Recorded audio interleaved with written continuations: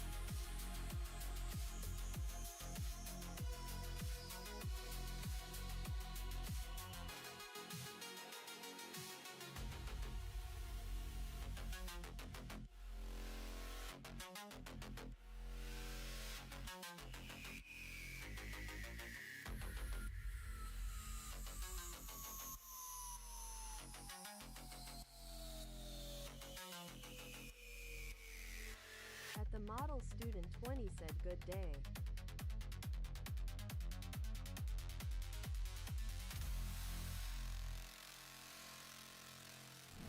Hello.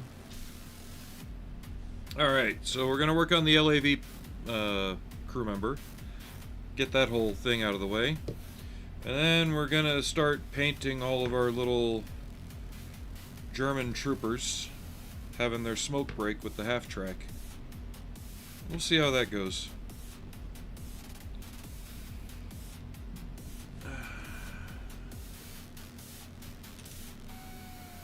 Just trying to also figure out lighting so you can see better. Give me 1 second.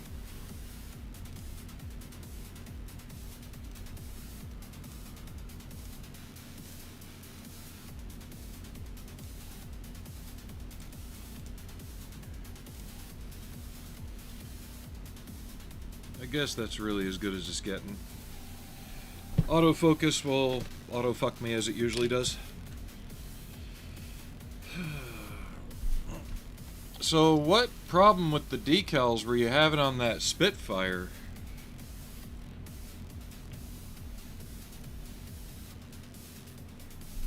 One observation, it seems like you may have left them in the water too long.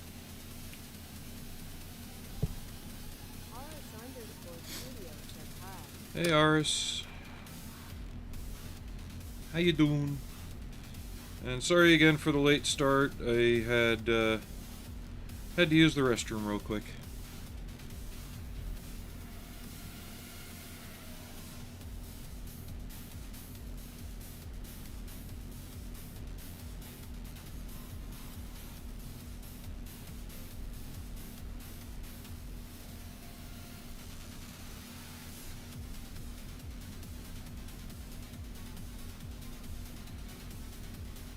You're probably not going to see down to his feet, but I'm painting it anyway.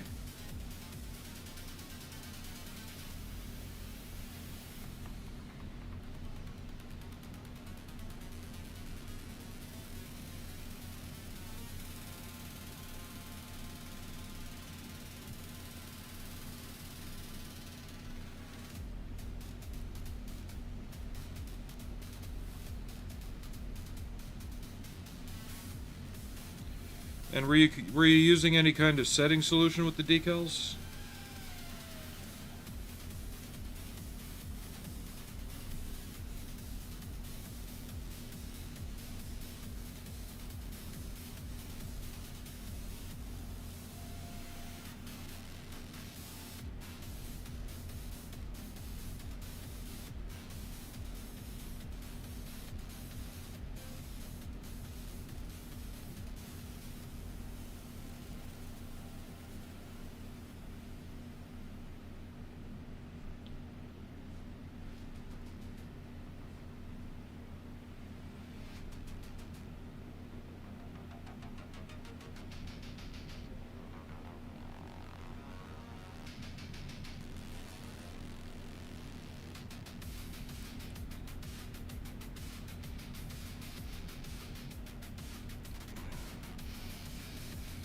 There will be no flesh tones to paint on this figure, that's for sure. it's winter, so he is covered up completely. There's times I wish they issued me better goggles out here on the flight line, just when I'm outside in the winter. Going with a olive green, sage green jumpsuit with coyote brown.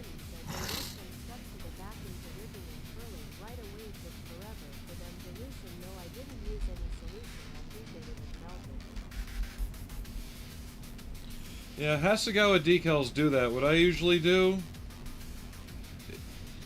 older or newer, it never really matters. But what I typically do is I will soak them on the backing, right? But I'll just get them wet and then pull them out and just let them sit. Part of what helps them is the adhesive that's on the paper. Once it does finally fully release, that also has a mild amount of adhesive built into it and part of the setting solution. I know it sounds strange, but you kind of need it. And if you let them sit too long and they fully come away from the backing paper, you're actually removing some of what they need to work. Like you hear people talk about old decals yellowing. It's not due to the age in terms of the ink yellowing, but it's the glue yellowing.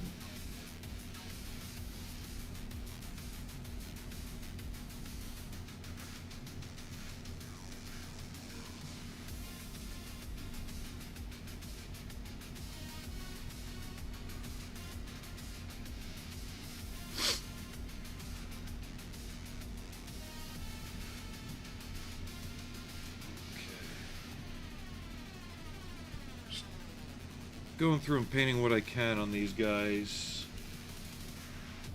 in the color I've already got out. So I need this one,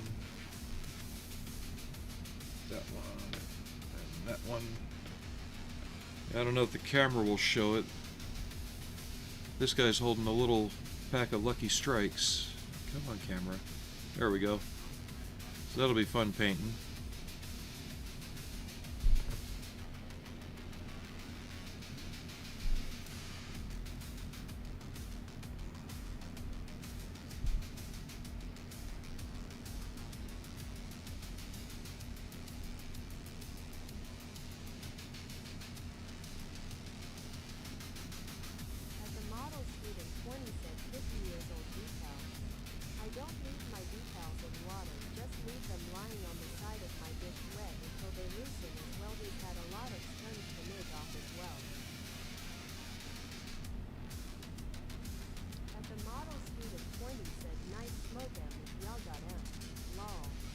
Oh yeah, there's, you know, he's toking one, he's getting one lit, he's turning around to tell him smoke break's over.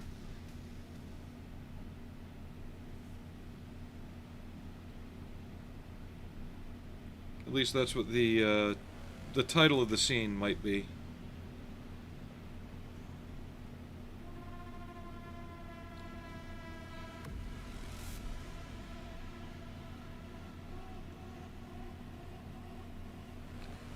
Getting the gators painted on the boots too.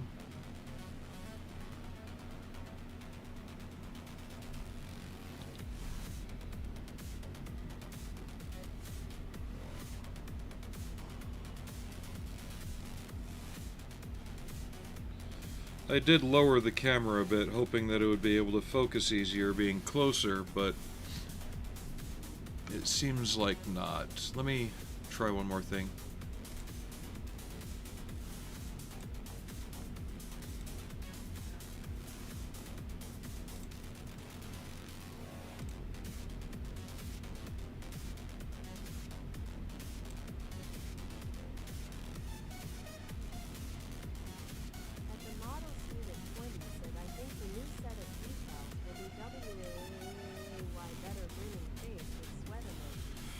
It usually is, but typically Hasegawa decals don't screw up as often as that. Even the older ones are usually pretty hardy. Tamiya, on the other hand, yeah, they screw up almost every time when they're that old.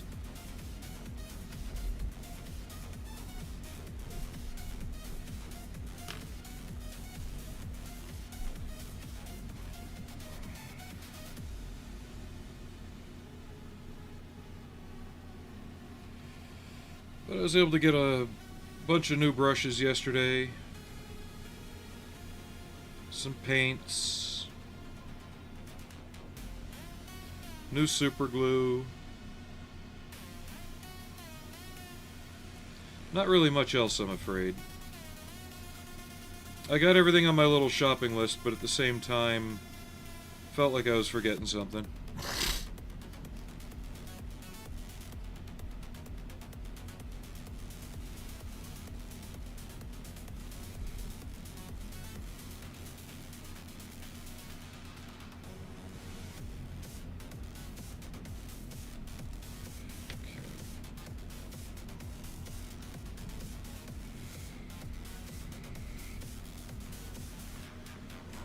I'm going with field gray for the pants because I feel like my so-called German uniform gray-green is too green.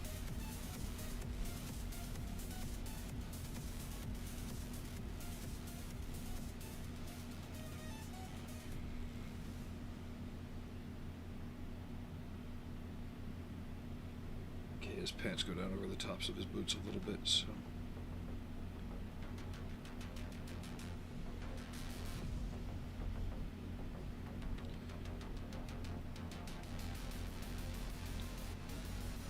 I found this field gray often fits that tone better for the wool uniforms at that time.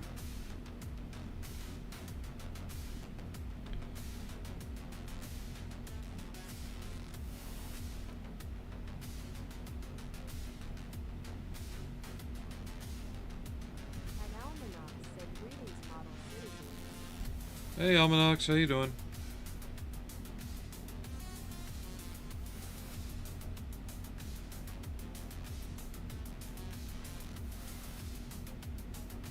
Okay.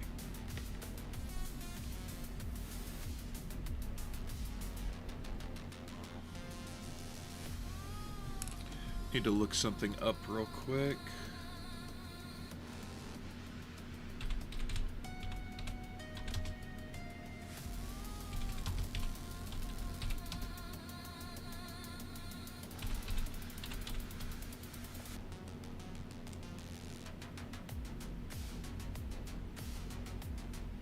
And the model student 20 said Vulcan salute emoji. Looks like cork brown would be a good start. Okay.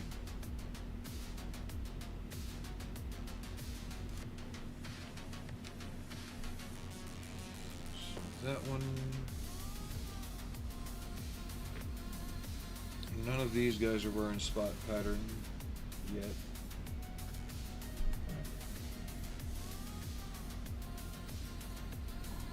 An almanac said These two Private are. Model Student 20. And this guy. Okay.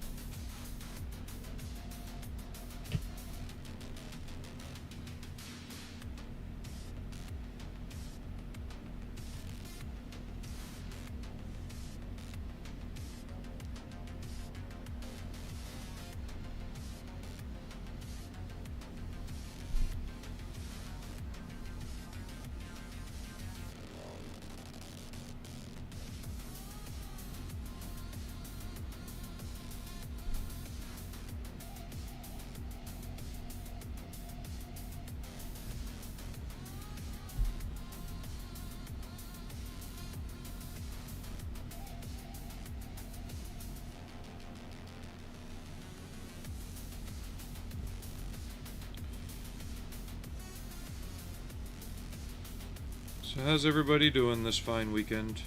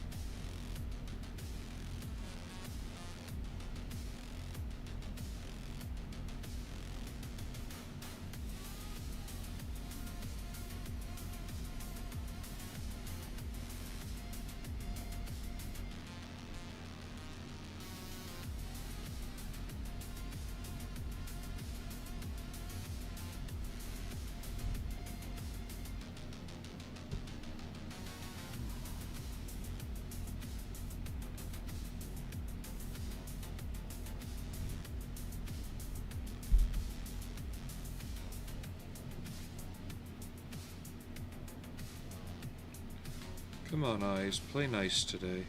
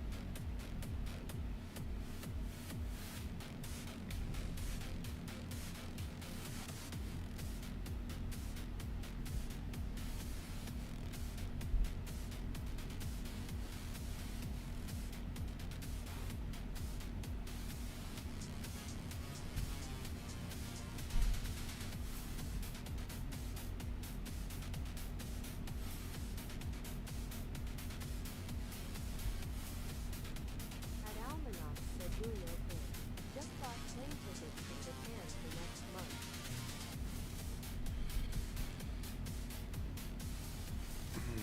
What's taking you to Japan?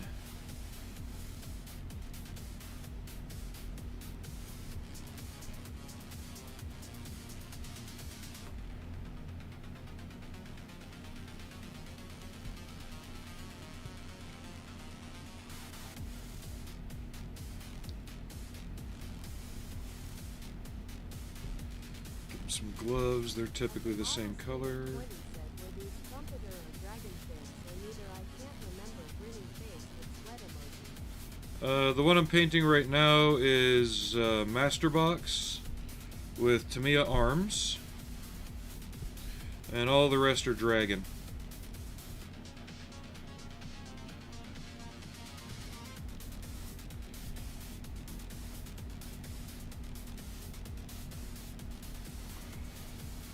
At the model student 20 said, New Japan awesome. Have a great time.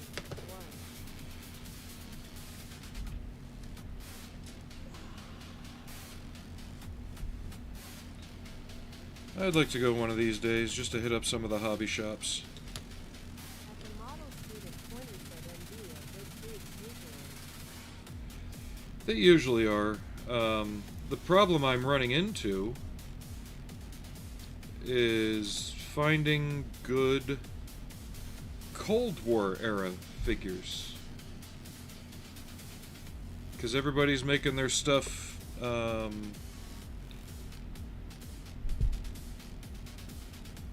post 2003, 2004, and there was a big uniform change then for most of the services.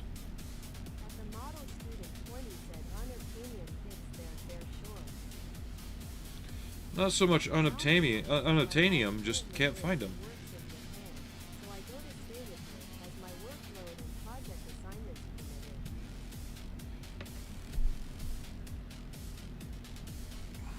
Just everybody's basically redacted their model catalogs, At the model student 20 and the Cold War never existed.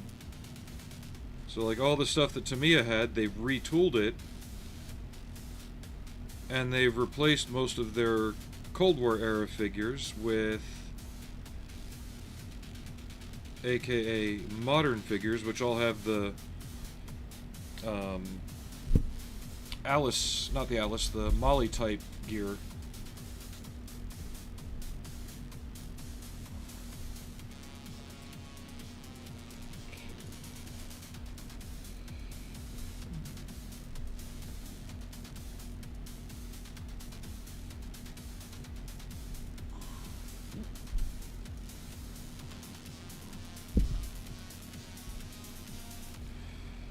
Keep this figure in your memory, though. Because another thing Dragon did is they would take select figures from their sets and offer them up in 16th scale. I found this one in 16th scale. He's on the way now. said, no, I meant unobtainium kits available in Japan. I would be coming back with the max allowed each time I went for sure. Rolling on the floor laughing emoji. Not so much unobtainium for that. Yeah, there are a couple Japan exclusive things. But just the fact there's a better chance of me finding it at a reasonable price and not some overcharged eBay scalp price.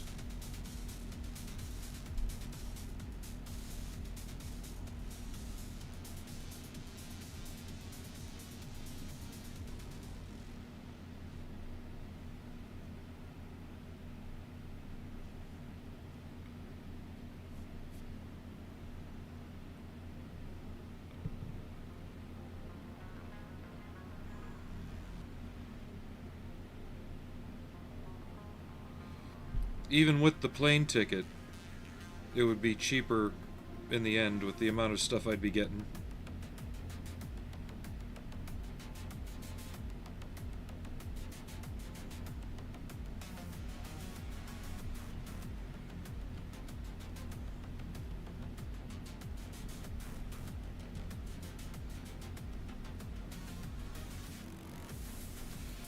That, and I wouldn't mind taking the Tamiya factory tour and, you know, some of the things like that, just to see it.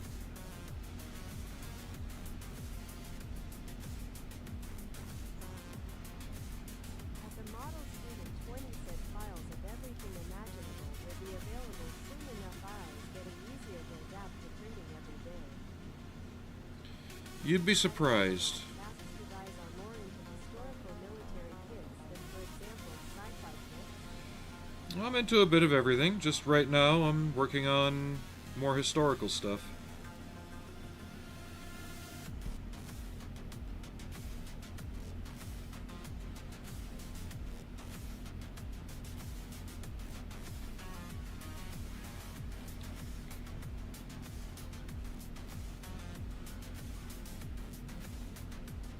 At the model student 20 said I have tons of sci-fi. I'm a huge nut when it comes to all things science fiction.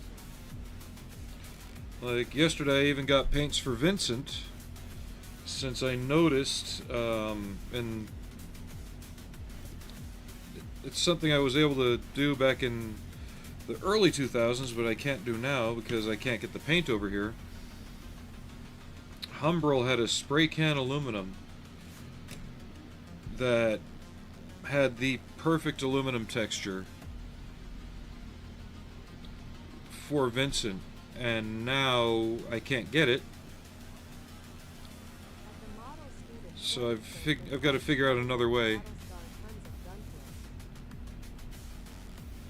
because he had kind of a hammered finish in the film, and I figured out how I might be able to simulate it using Tamiya gray metallic and flat aluminum. Base them in the gray metallic and then spritz the flat aluminum on ever so lightly to bring out the aluminum tone, but leave some of the gray metallic showing through to give him that kind of two-depth look. At the model student 20 said I am going to get the black hole kits as I see them. You might want to act a bit faster than that. I think the Amazon listing for Vincent's already sold out. It was sold out like the day after I bought him. The kits are going fast.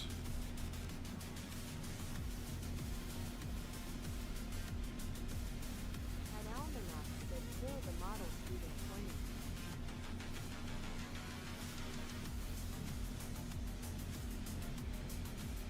20. One figure I was tempted to paint today, but I think I might work on her more off-stream, is Nihilister from Nikkei.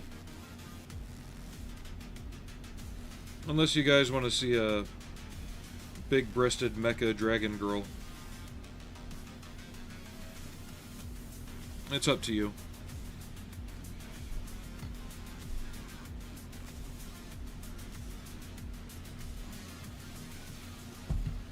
At the model student 20 said my local can work magic with most stuff.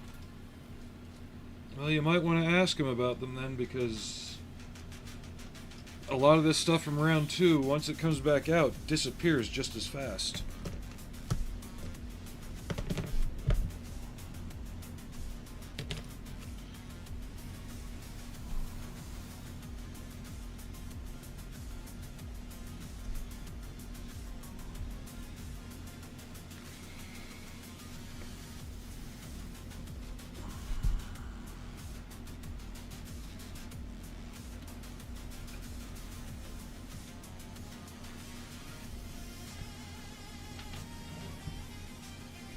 the guy lighting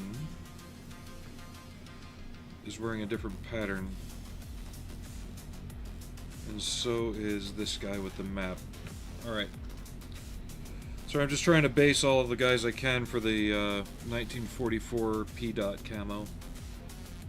That's this guy and that guy still.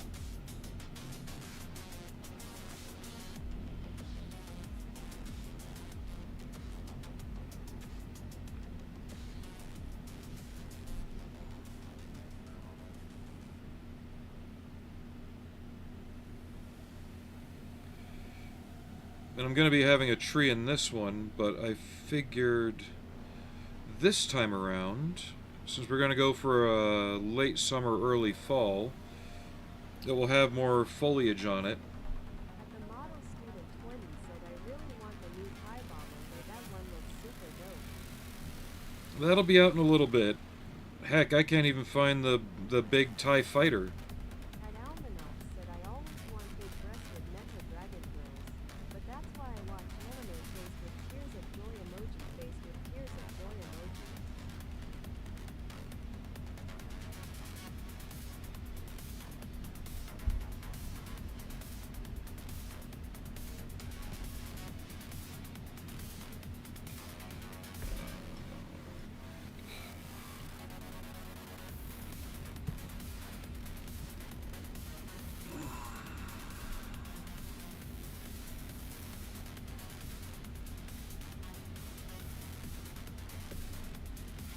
I know, all this looks really sloppy. Hopefully it'll clean up. It's been a very long time since I've done World War II German and 35th scale as far as uniforms. So we'll see how much fail is in this one.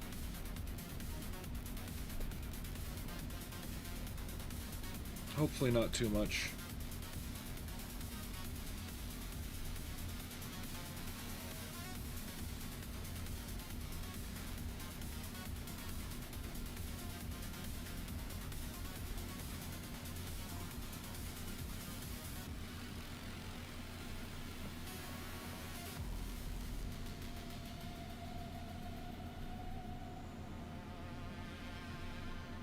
At the model student 20 asks what are you building Almanac good sir?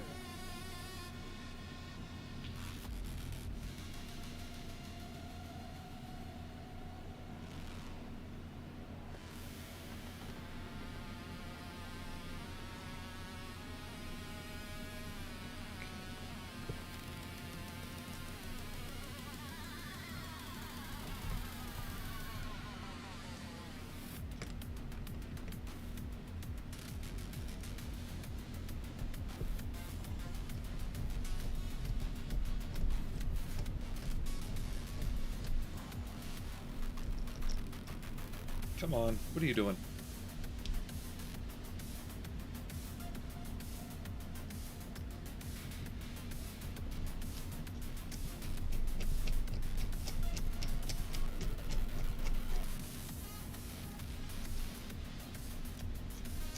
At Almanac said I really want a detailed larger size Imperial Star Destroyer, or even better Super Star Destroyer, but they are not being sold anymore.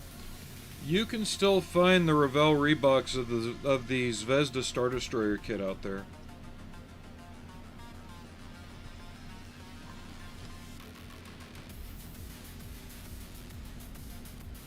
Or you can just get the Zvezda one. It's not cheap, but it's out there. At Almanac said I am currently building the Harpy from Crusher Joe.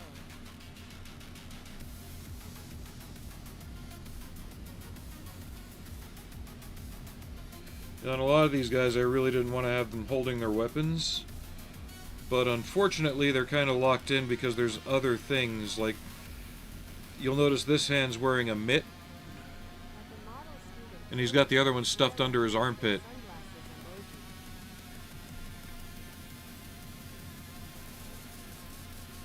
emoji. And he's got an odd arrangement for the STG-44 ammo pouches.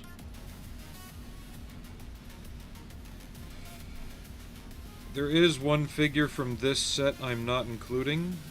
Like I said before, I'm probably going to paint him up separately. And that's this guy, because he's too identifiable from the newsreels.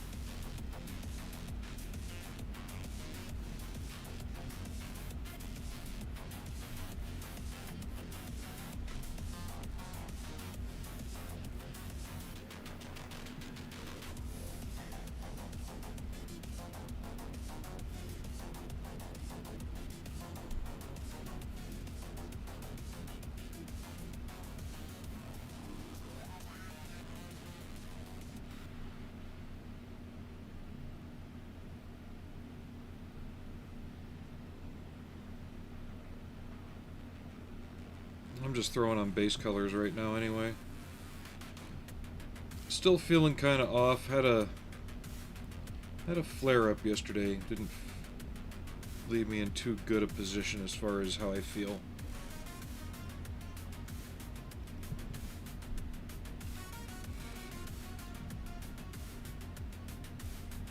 Feeling better now, but it still leaves you kind of just, I don't know, just run down feeling.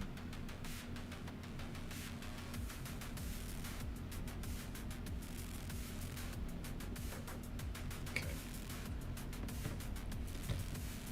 There's those guys.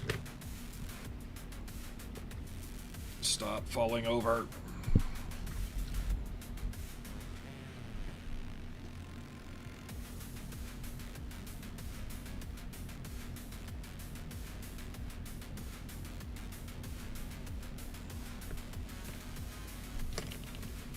Now, since we're still working on him for back to basics, we're going to be using oil washes on him and some other little techniques to pull out details on him.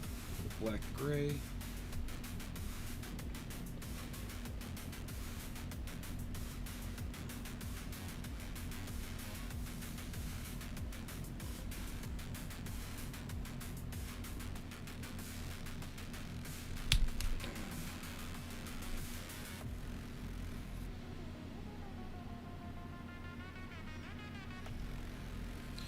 But if anyone gets their Vallejo paints from Hobby Lobby, be careful. They may not be distributing them much longer. I've noticed one store, their stock was completely empty, and another one was getting there.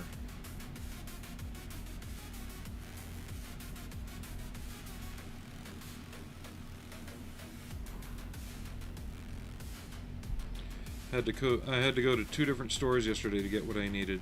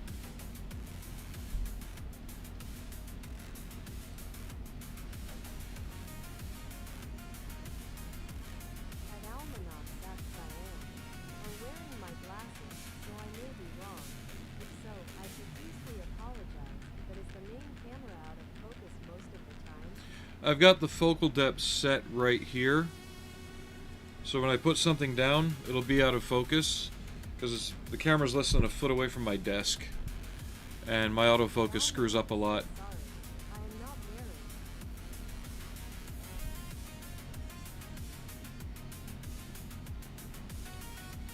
So if it seems like it's out of focus, I'm sorry. Just trying to work within the focal depth. It's been a bit strange lately.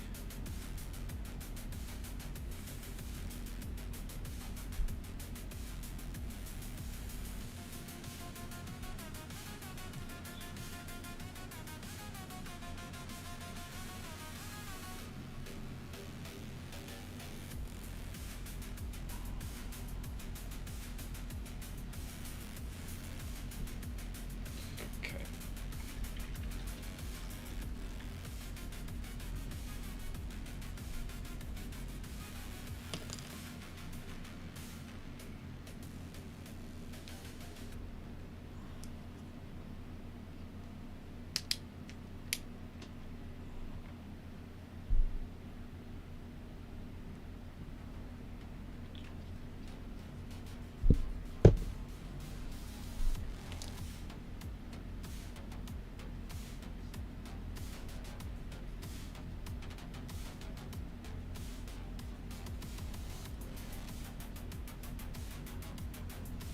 At Almanac said not complaining. Just wondering if it was my old broken eyes only. Nope.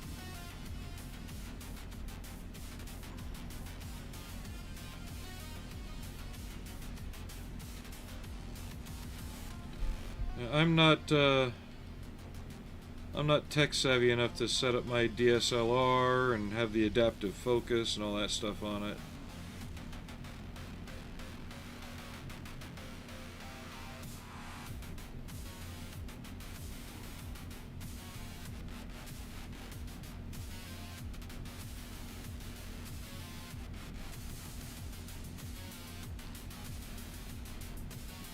Doesn't help my own eyes are failing a lot.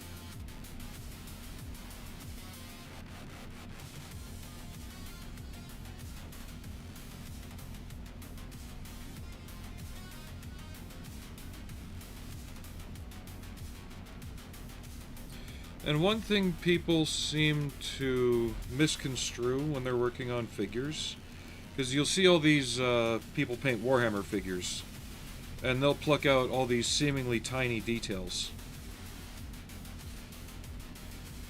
You have to think, on those wargaming figures, the way they make the details is they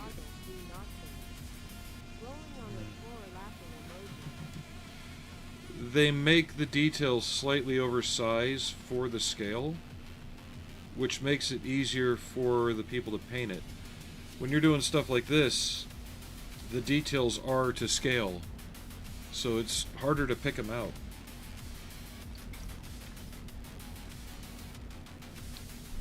Especially once you start getting really old like us. This guy's shoulder needs a touch up.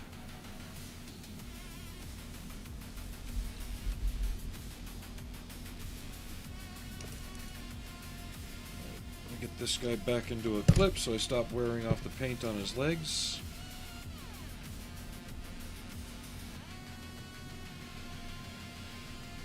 Okay. Floor figure. Nope, I caught him.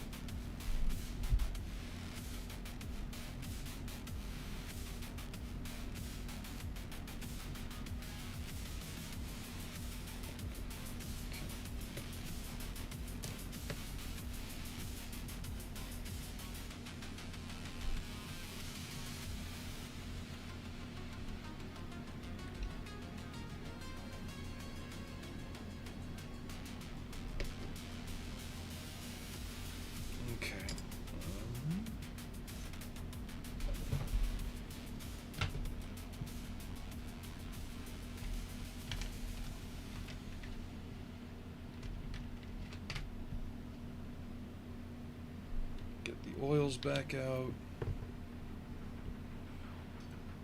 It's weird not painting a figure with flesh on it.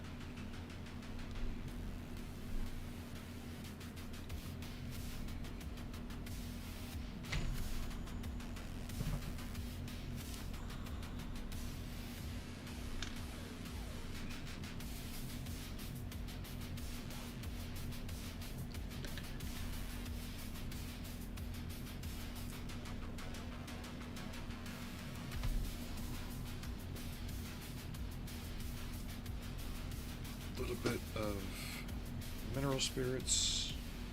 At the model student 20 said Warhammer are made for extremely exaggerated details for maximum impact. And that was exactly my point, is they make it so the gross detail is easier to paint. They don't have, like you take this guy for example, they don't have as many intricate fine folds and clothing and things like that. They still have them, but they don't, you know, they don't have the zipper leads like this guy has here on his pockets. They don't have the pocket line like that. Or if they do, again, they're exaggerated and easier to paint and highlight. I'm not saying this as an excuse to if I paint badly, but I'm just saying that it's a completely different detail threshold.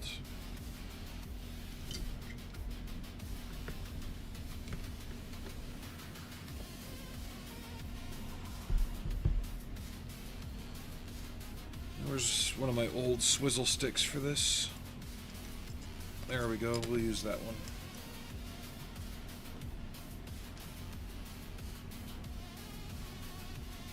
At Almanac said I feel like most Warhammer figure painting is the modern equivalent to flash gravation.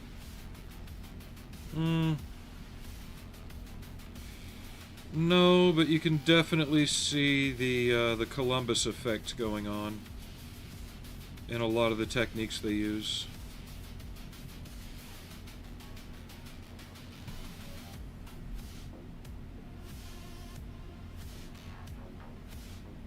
At the model student 20 said their cartoonish two giant heads, feet and hands. Now there's some wargaming figures that are done in a more scale fidelity kind of level in terms of the proportions. Look at, oh, what's the one series with the, it's like the monsters and the survivors. God, what's it called? I can't remember the name of it.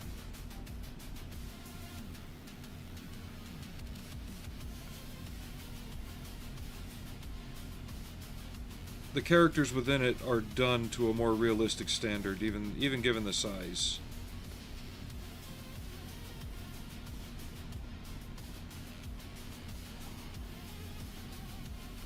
God, I can't remember the fucking name of it for the life of me right now.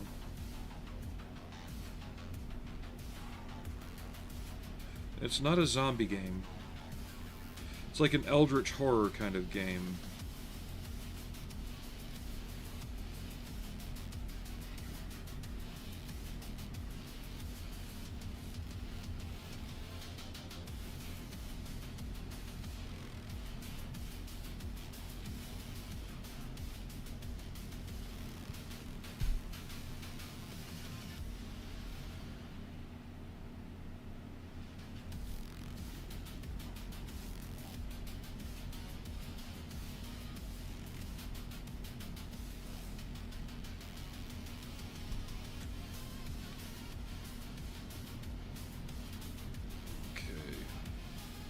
We'll let that dry.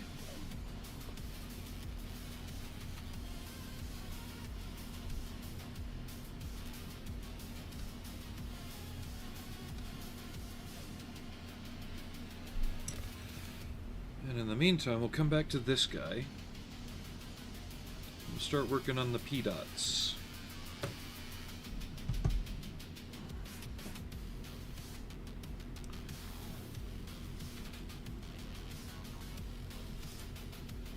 Looks like the cork brown, and then there's going to be a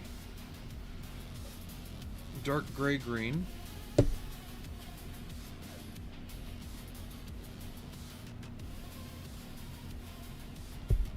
Light brown probably needs to be lightened up a little bit.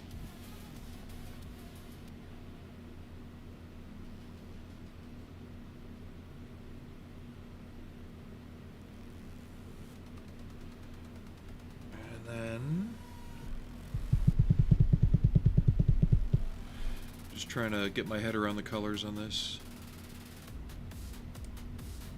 Okay.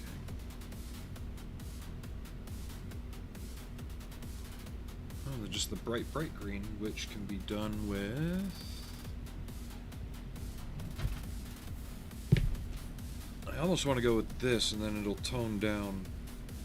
I know it'll seem a bit weird at first, but I think this will tone down as I get it in. And it's not in big splotches. This is in light dots, whereas everything else is in a larger splotch.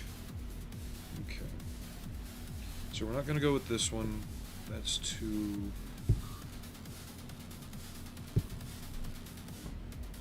Okay, give me 1 second. It's almost like a flesh color.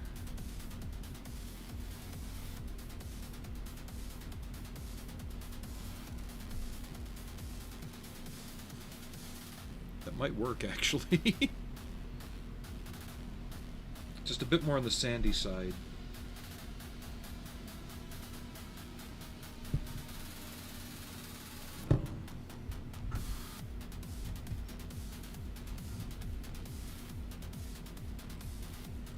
Seeing if I have anything else in that range. No.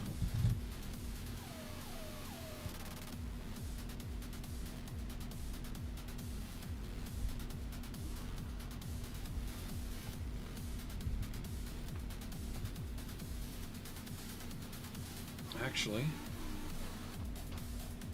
yeah, okay. Mix it with a little bit of white.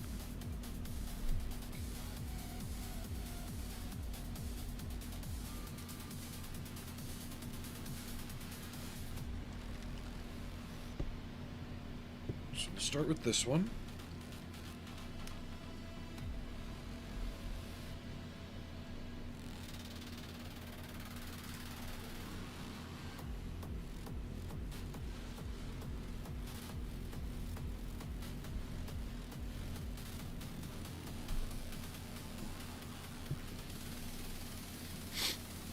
Okay. I feel like I've got a working idea here.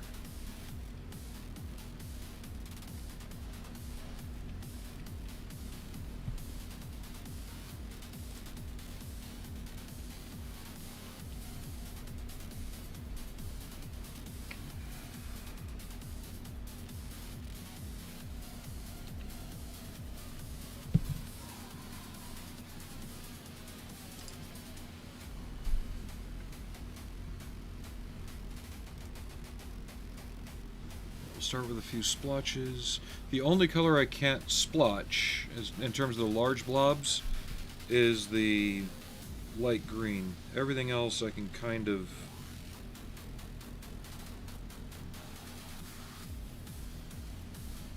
Because just like doing the Flecktarn camo, you want splotches here and there, because you're going to be throwing dots of the same color everywhere.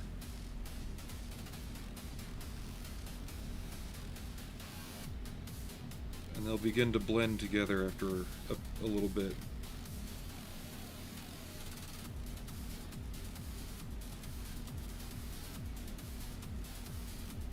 I'm not too worried about straps and details like that right now. They'll come as we go through that.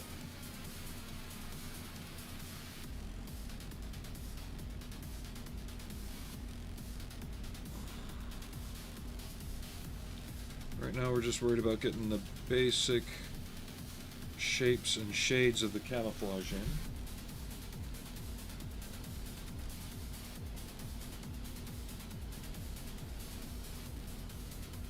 What?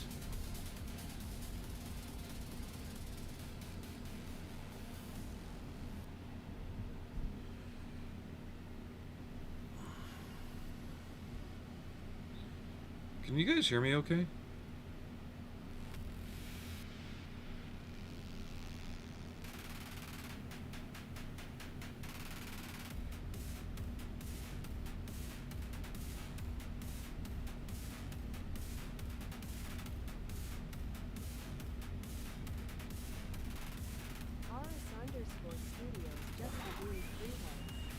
I'll take that as a yes.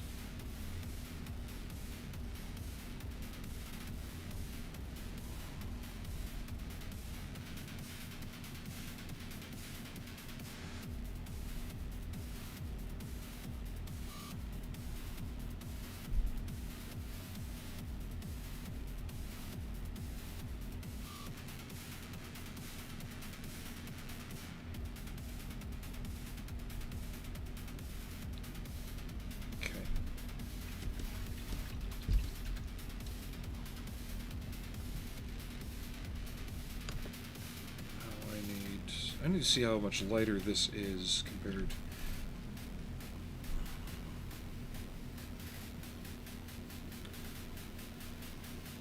Thank you, Petson. So, am I too loud, or is that just right? Because it gives you the option to turn it down or turn it up.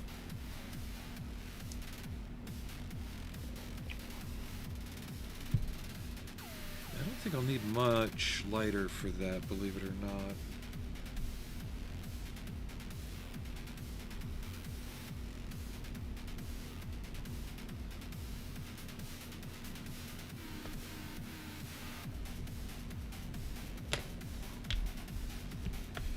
The last thing I need is this exploding all over the place like pink paint.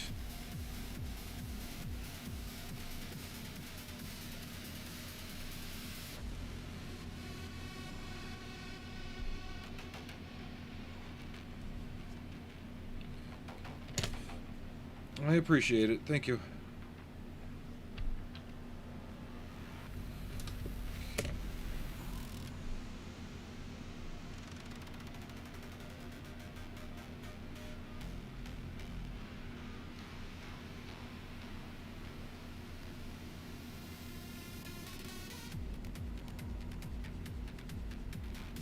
Okay, that's more like it. There.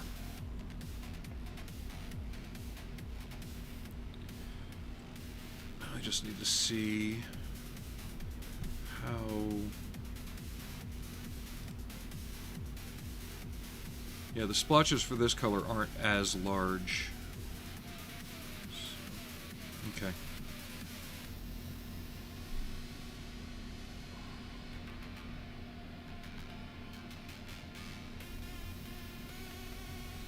It'll all make sense here in a minute.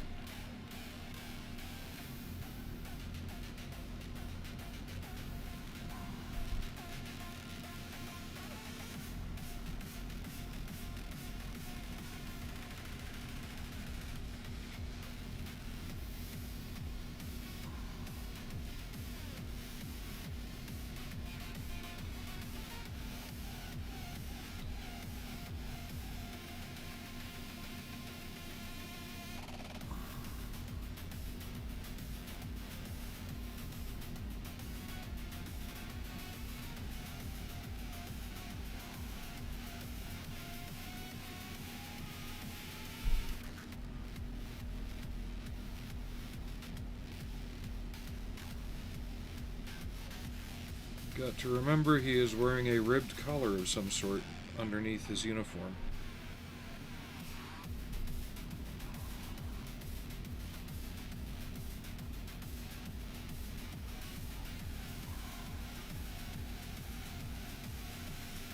Like I said, I also found the 16th scale kit of this figure, so I'll be able to do a more large-scale workup of it, if that interests anybody.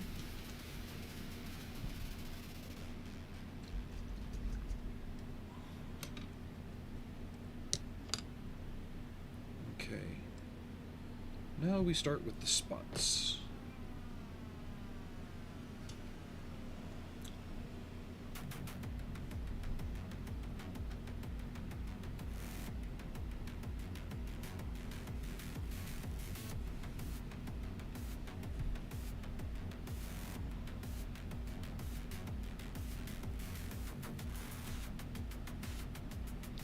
Going back with the base cork brown first,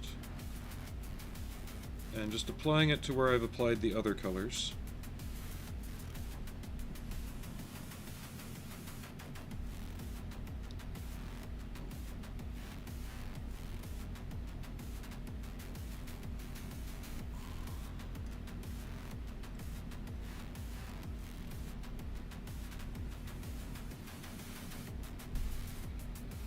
To me, this is the magic of how the spot pattern camo really works well when you're painting it. Probably should have let that dry a little bit, but that's fine.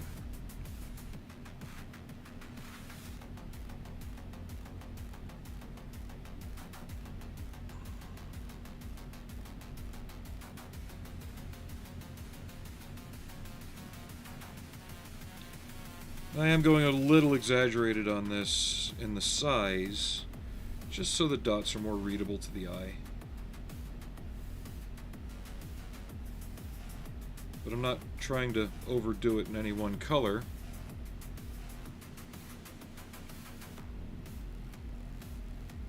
Because that's how the dithering effect works for this camo, is it's all the different colors in it, and this one's a 4-color, not a 5-color like the modern version. But it's that dithering effect that really makes it pop.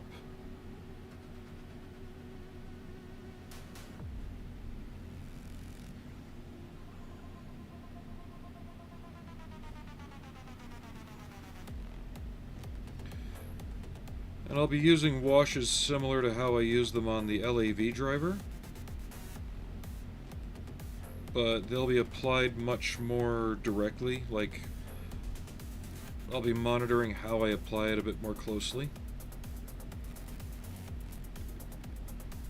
Because if I do it wrong, I could kill the camo effect. If I do it right, it'll just bring out all the folds and everything in the material.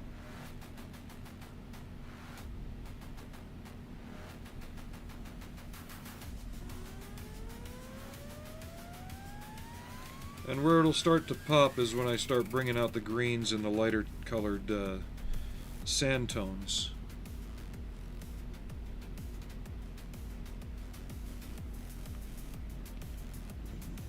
What was that, model student? And why is the lady not reading? Hudson Rubin said, no, it's just me. Okay. At the model student 20 said, my historical acne scale millimeter is going off. Rolling on the floor laughing emoji. At the model student 20 said, I love that German camo.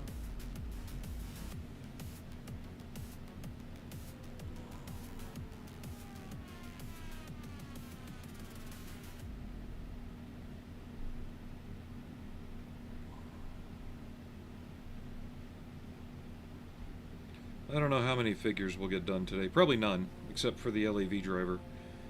I want to get him done first, at least, because I want to get the back to basics finished. It's kind of turning into a slog for me, which you guys could probably tell that already.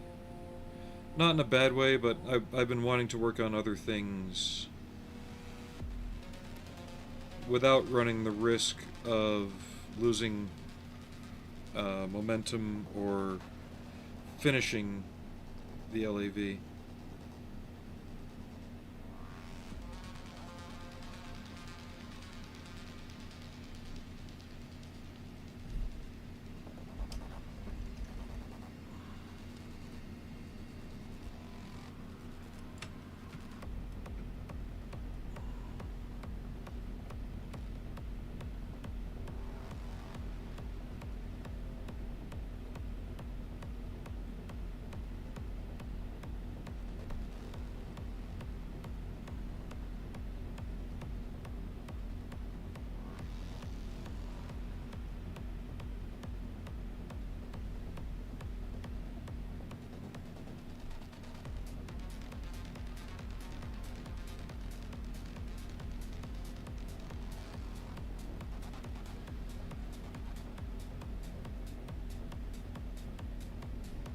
This is where this kind of music comes in really handy for doing this camo. If I can get the brush to stay loaded and wet enough.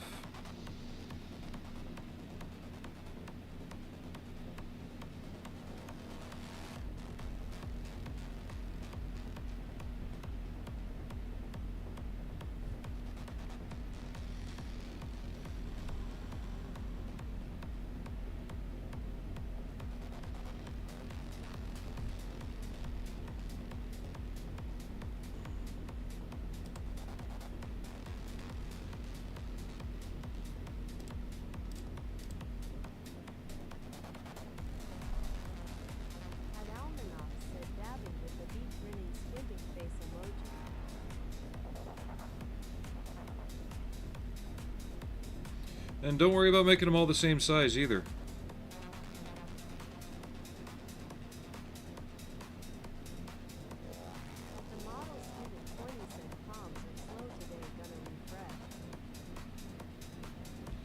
No worries.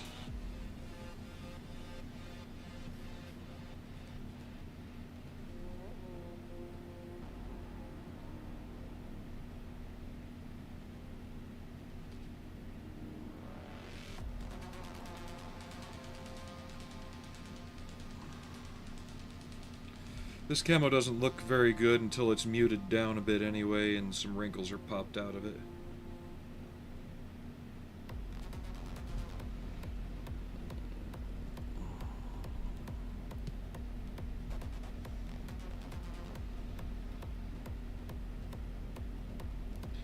Even brand new Flecktarn seems too bright and colorful at times.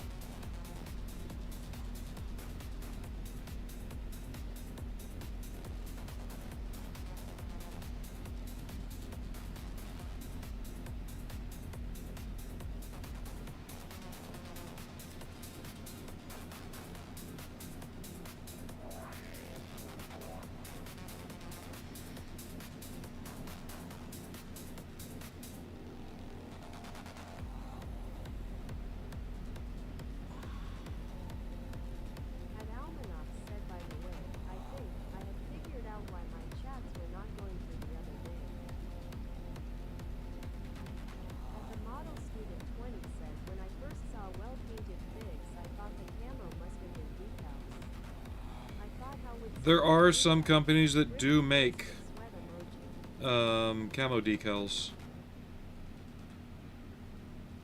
And there are some people that use them.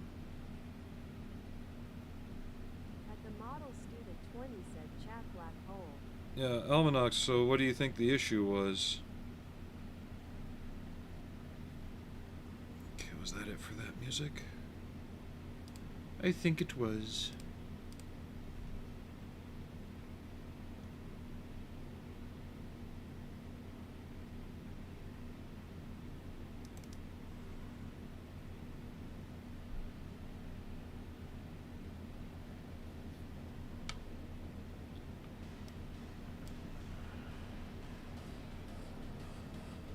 But the way I'm doing it, though, I don't mind going a little brighter on the colors.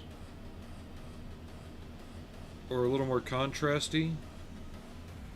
Because they will be muted down a lot.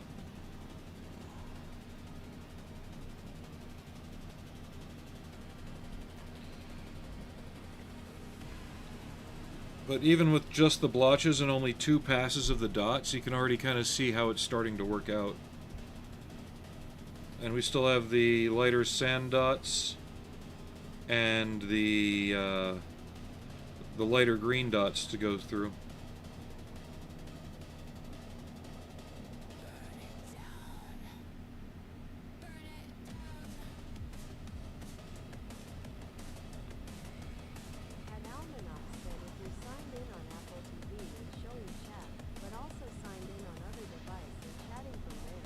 Gotcha.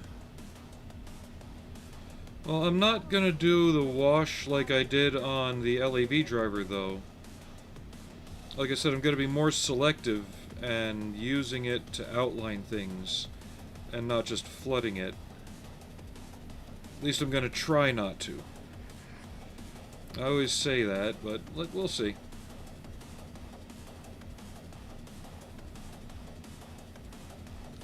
I may actually give it a very light dry brush of the base color lightened up, just to pop out wrinkles and folds a little more on the upper surfaces. Because one thing about camouflage clothing, no matter what the pattern is, wherever a wrinkle is, the material will always wear to be the same light tone line. So like on BDUs, you get those little wrinkles in your leg area or on the pockets, the seams. They always go to like just a pale green highlight color, even if they go through the black or the brown. This even did the same thing because there's the base fabric that it's all based on.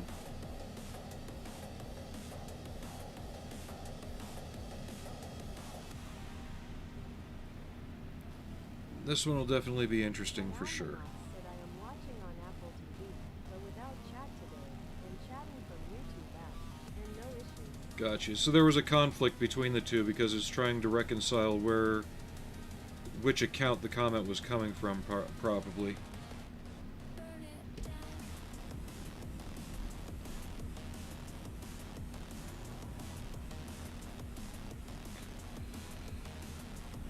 Okay. I almost want to take a second and do a stand-up break before I go further, because my knees are starting to hurt a bit.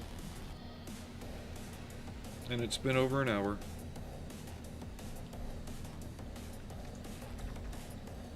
So give me one moment and I'll be right back. We're gonna pause.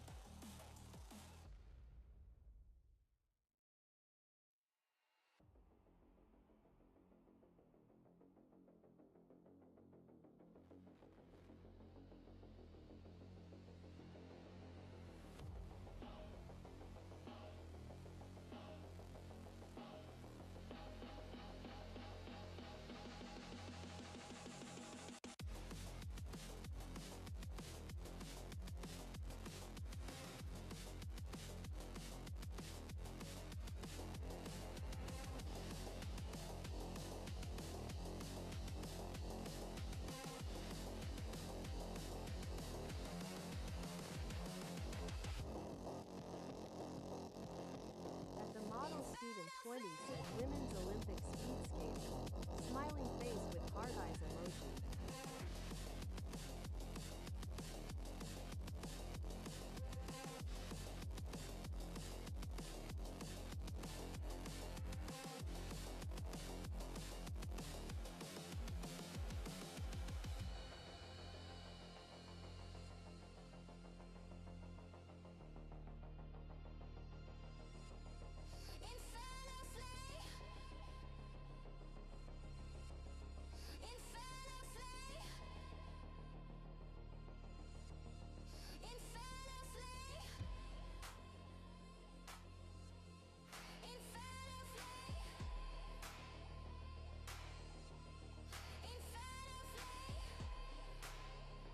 At Almanac said dirty dirty boy.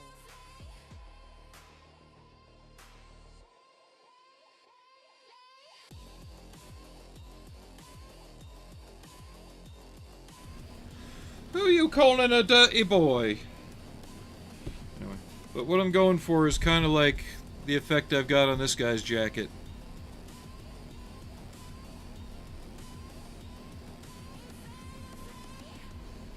Maybe not as weathered, but similar.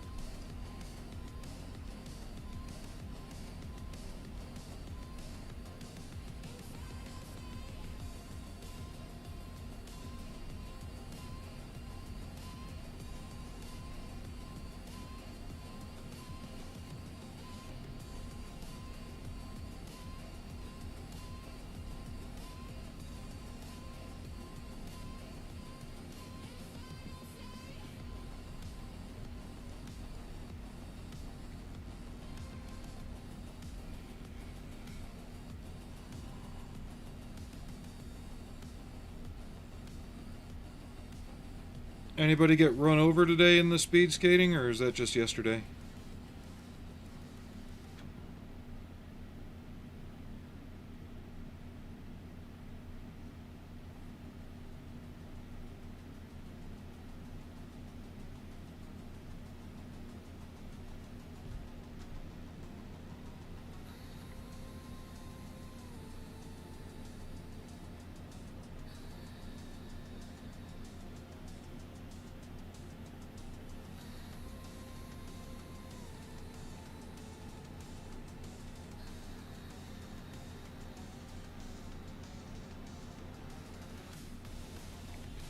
So a lot of the other figures are also wearing patterns that I've not painted before, and they're going to be interesting. What the fuck?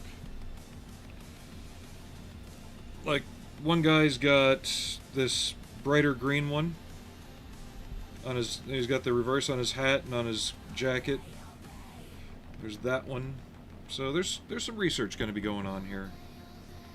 It's not just everybody wearing the same P dot camouflage, whatever they wanted to call it.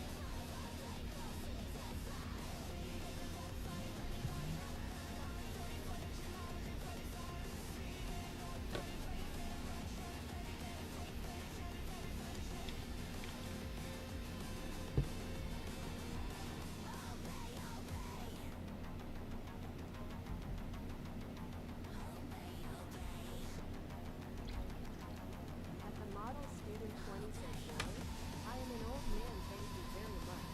Rolling on the floor laughing emoji. You're just a dirty carbuncle, aren't you? At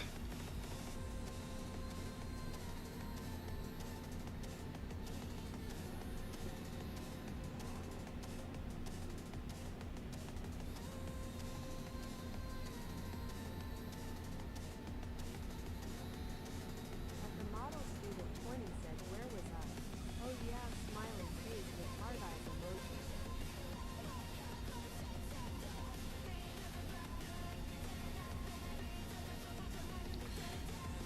The sculling is more fun to watch.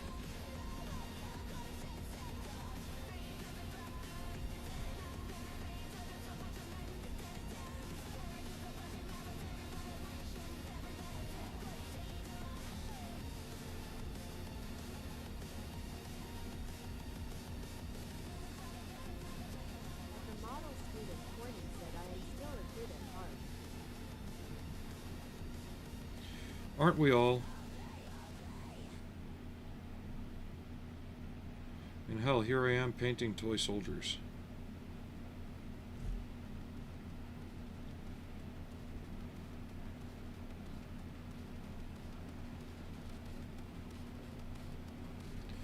And I'll be 50 in 5 months or less.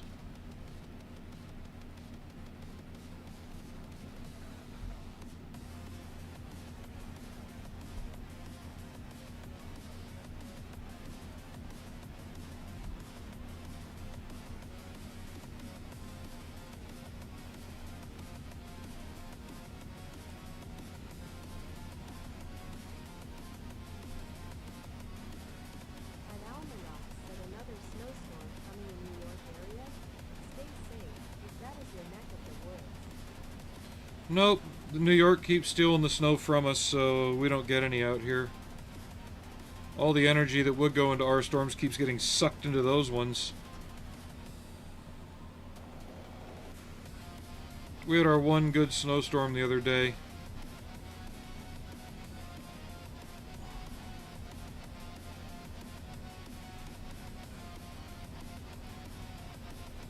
New York just keeps sucking the fun out of it.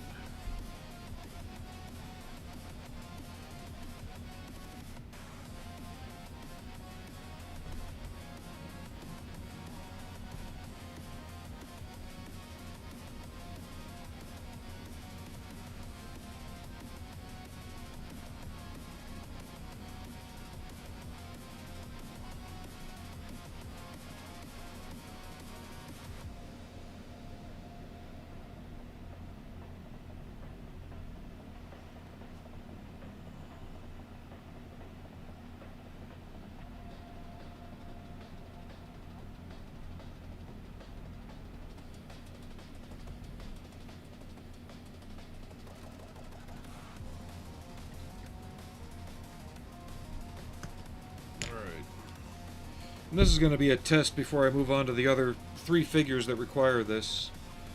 But like I said, if you weren't paying attention before, that's kind of the effect I'm aiming for on the coat.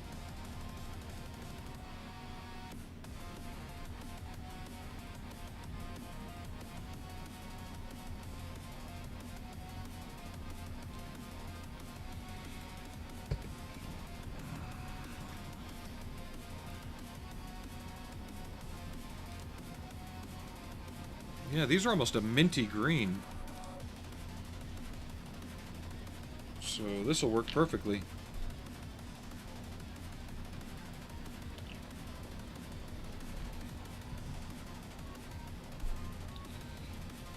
A little too much paint, but that's alright. I hardly use this color anyway. Now this is the weird one. It doesn't get any large splotches. It just gets different concentrations all over the uniform.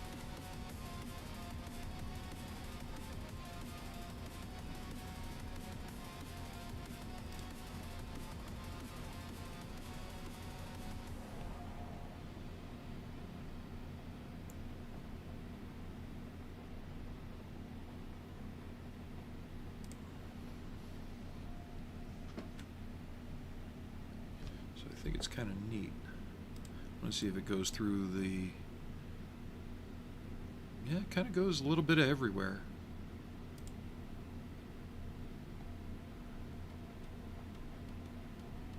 Yeah, okay.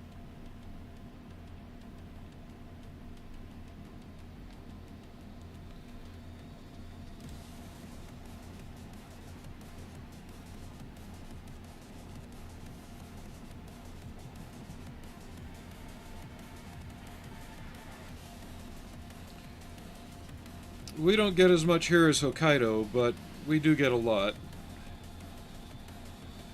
At least we're supposed to. This year we ain't got shit, which has kind of got people worried about the summer.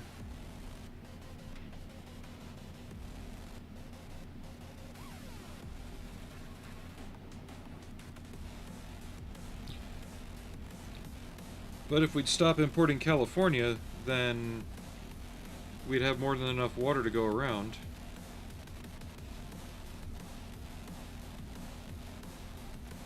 Yeah. Like I said, I know that seems bright.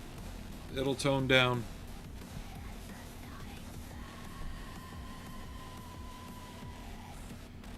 Trust the process.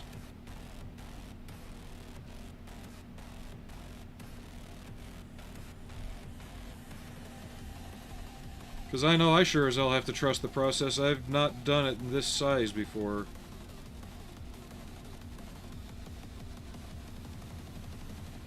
Not this particular pattern anyway.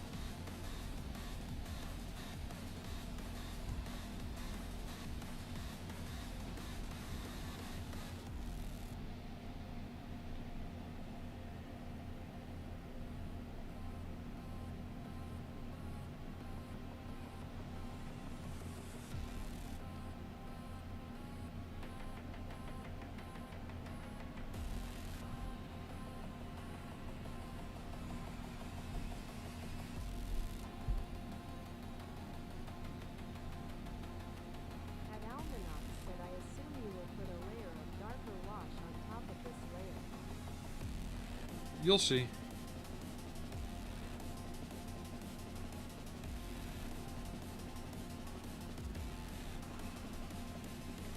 If it doesn't work, I'll just throw them in some Windex. Strip them right down. If it works, I want $10 from each of you if it works. No. Kidding, but...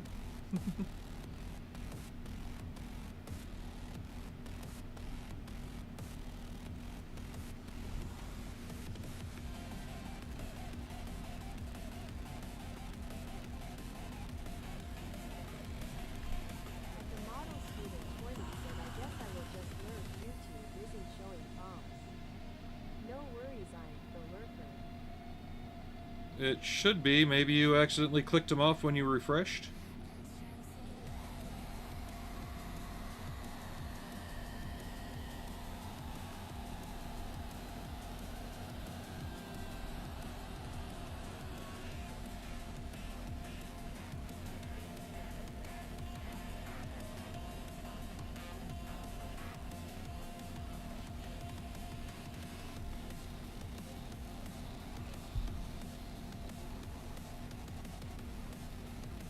But you see how I'm not going for a uniform coverage like I was with the other dots? Because these, I noticed, were more broken up into smaller patches. And they are toning down a bit as they dry. That's good.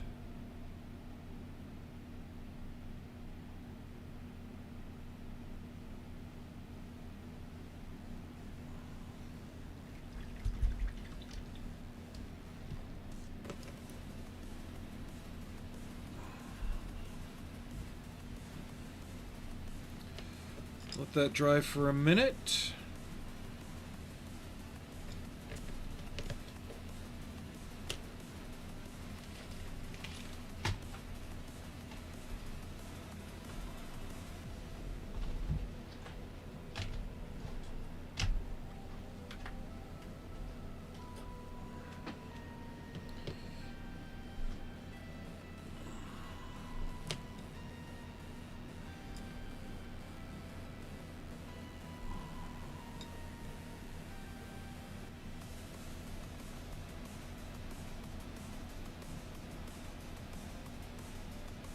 The model student 20 said, skip 3 comments on a row. They're in YouTube site, but not going to read their Dave keeping me. Rolling on the floor laughing emoji.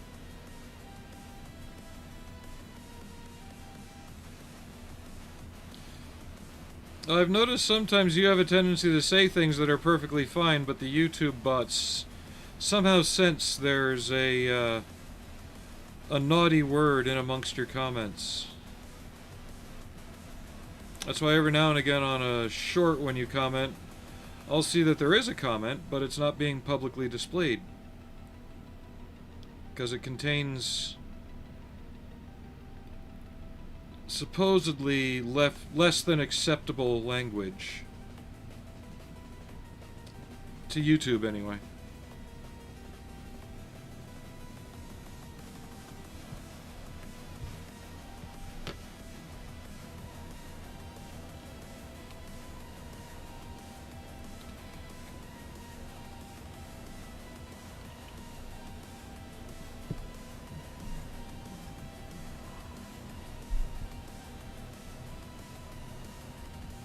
But you see how even on this, the wash, I'm removing a lot of it, but it has toned down the color and muted it a bit.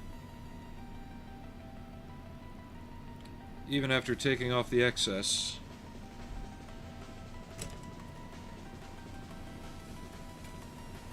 The model student 20 said, if they try to read my mind, they'll only end up in an institution. Rolling on the floor laughing emoji. Oh, you can add mine to that too. So we're going to go back with a slightly lightened version of the base color.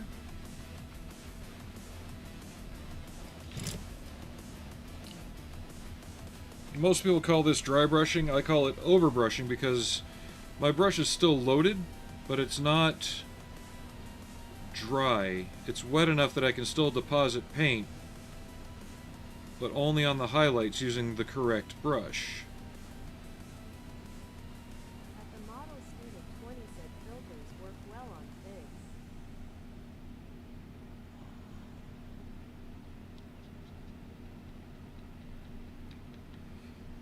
Well, I'm not gonna go putting my figs on Snapchat.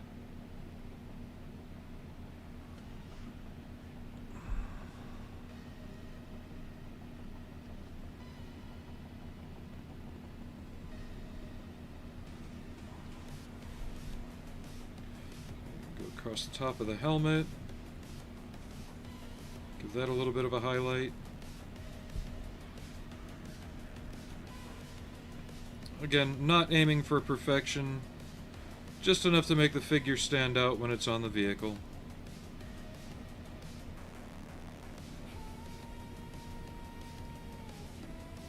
Because to be honest, I feel like I've really gotten rusty on 35th scale figures. And it's taking me a lot to get back into doing them.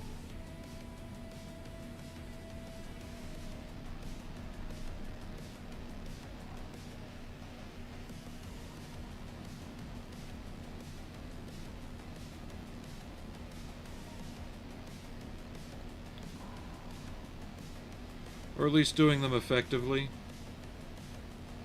I am not Verlinden, I know that. Not by any stretch of the means.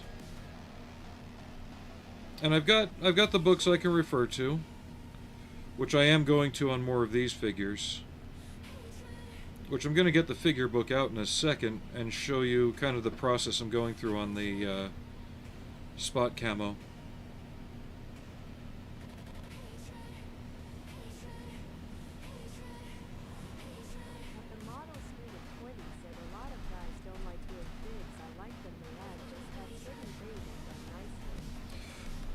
Well, they give you a human character to relate to when that you're viewing. They provide a sense of scale, and they can help tell a story. Like here, we got the LAV all in the snow, and it looks cold, right? But what makes it look even colder? Seeing this guy bundled up with no skin showing outside the driver's hatch.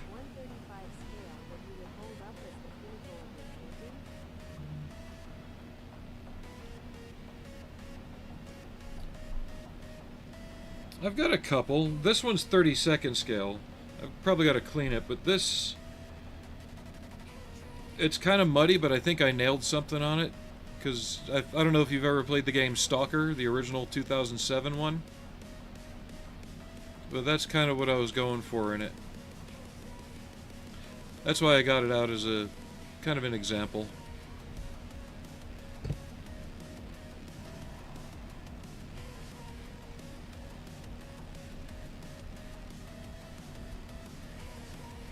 I've got another guy. I've got to see if I can find him. He's got a dragon missile. I think I conveyed the idea of the camouflage pretty well with that.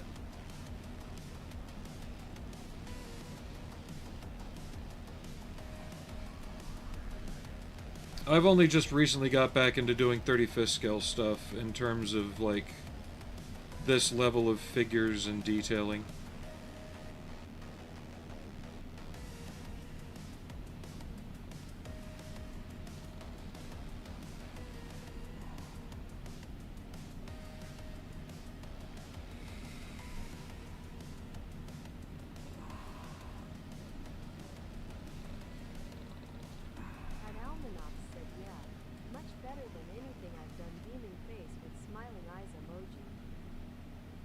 I appreciate that.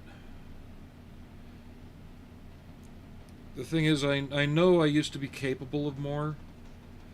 I just stopped doing it, so I've gotten extremely rusty at it.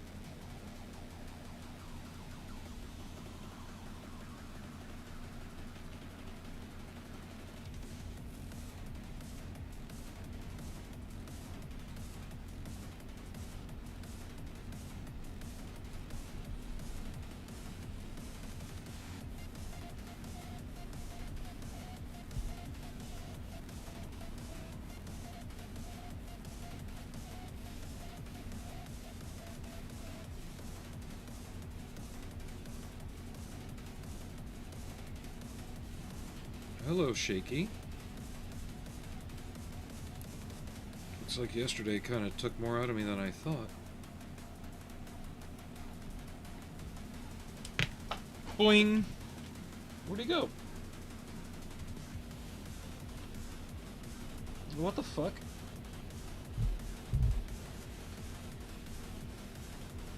That guy just up and disappeared. Give me a second, I gotta be careful. I don't want to roll the chair back and crush it.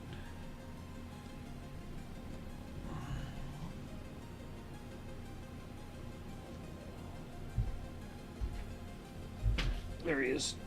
Okay.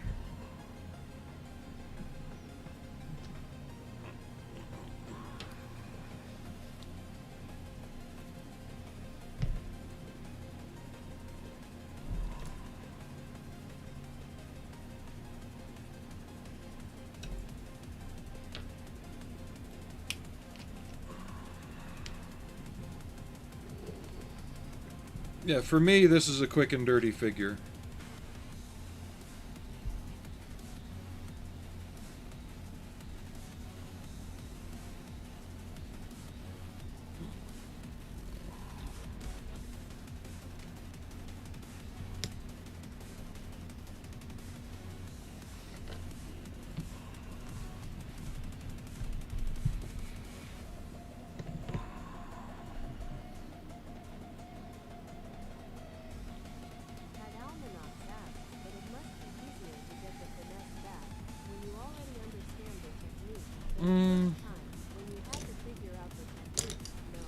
It's one thing when you're figuring out the technique when you're younger, but the other issue I'm running into is the paints and stuff that I used to use no longer exist. So I'm having to learn how these paints work in regard to doing that. A lot of which I know, but that's why I'm kind of falling back on some older techniques of doing like the washes and stuff. Because it just helps pop that finer detail. Again, this one's pretty crude. I'm not going to spend a lot of time on it. I just want to get this one done.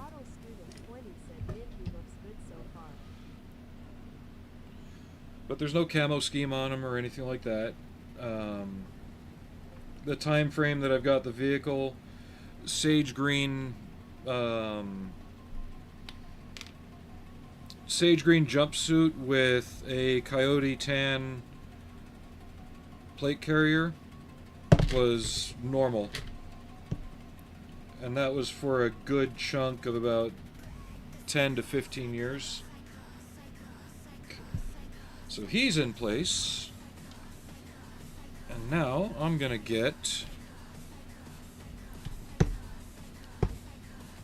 finish this up, and that'll be the last part for the LAV. Because here's how all that's turned out so far.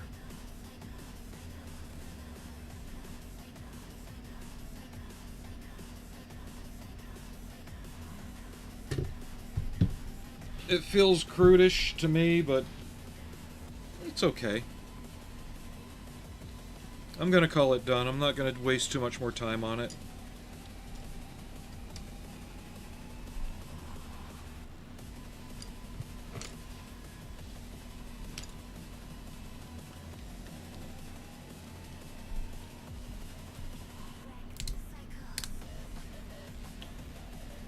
Got some dark gunmetal yesterday.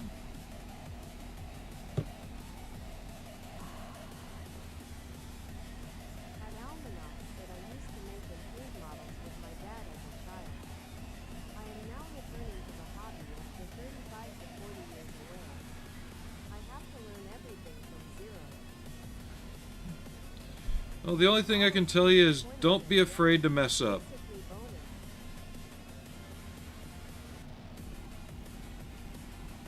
Don't be afraid to mess up. When you start getting afraid to mess up, that's when you start really messing up.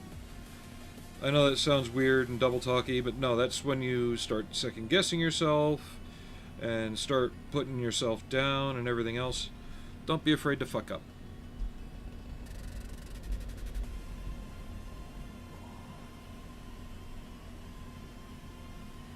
Now while that dries, I'm going to see if I can get an even lighter mix of that dry brush color that I just used on his plate carrier. Sometimes you can have happy accidents, yep. But overall, just don't allow yourself to get yourself down if it's not coming out exactly the way you want. You can always repaint it, or you can always do better on the next one, depending on how you look at it and what you want.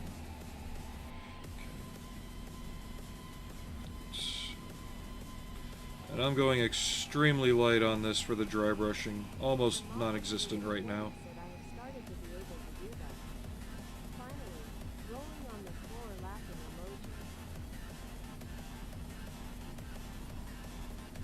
I know it seems like I'm not doing anything.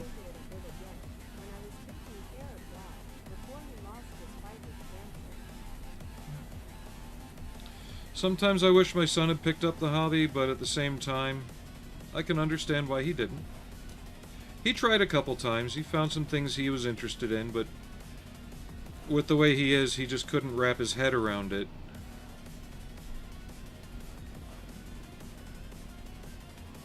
It's not his fault.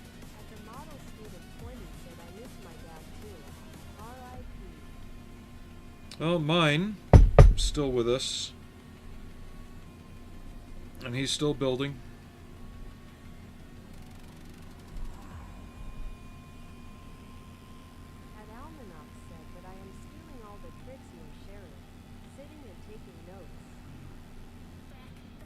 So all I'm trying to do here, I don't even know if it's really that visible, but you see how kind of just the edges of all the wrinkles are starting to pop?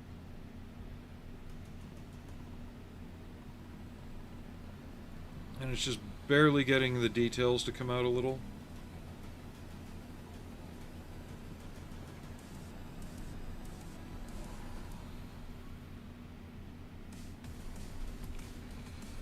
Just the paint seems to be drying very quickly today.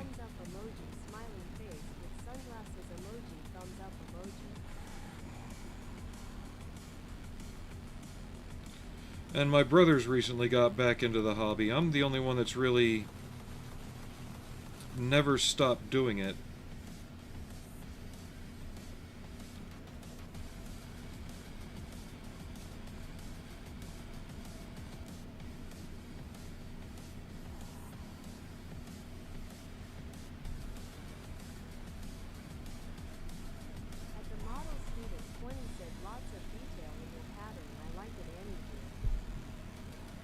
But here's another thing you can do with it.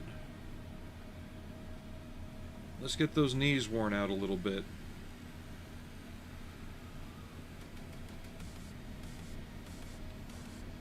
Because I can even show you on my BDUs, the knees are much lighter than anything else. Same as the elbows.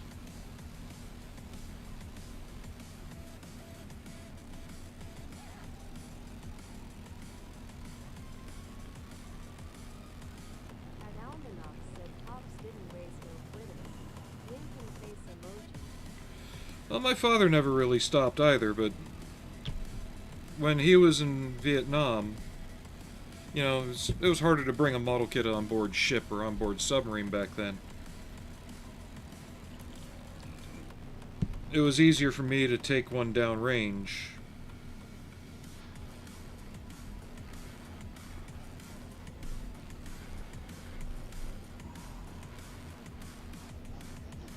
And it was easier to get them there too, and it was easier to get the supplies to work on them. But you can see how the colors are starting to mute a little bit because I'm knocking the tops off of them.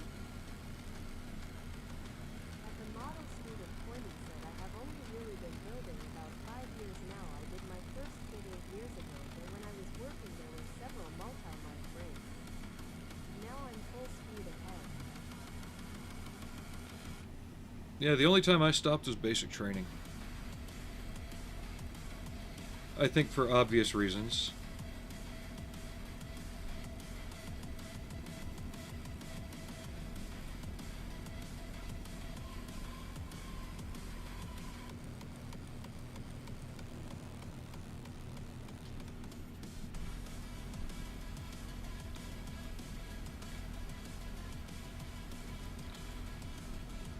Next, I'm going to move on to this character's face.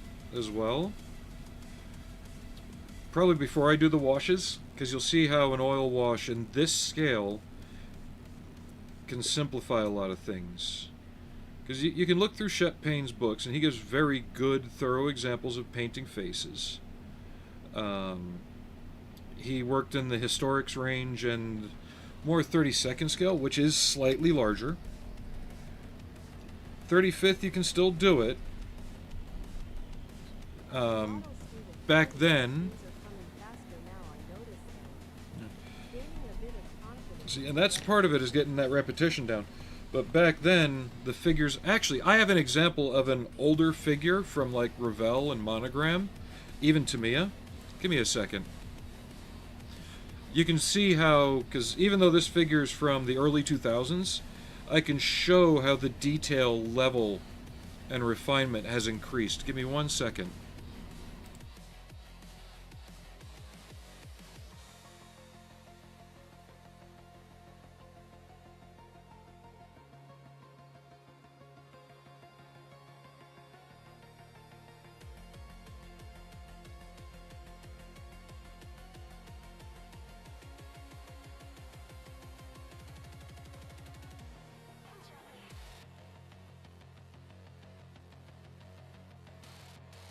The model student 20 said eyes emoji.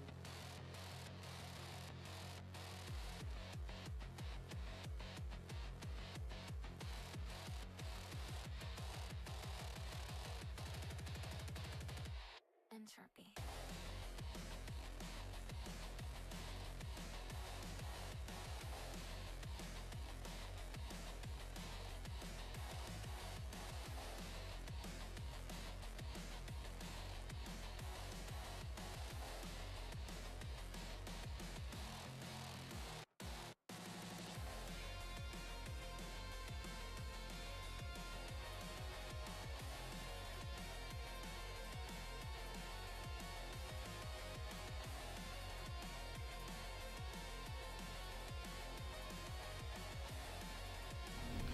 So, I want to say this is one of the Revell ones. This, I think, came with their old Whirlwind kit.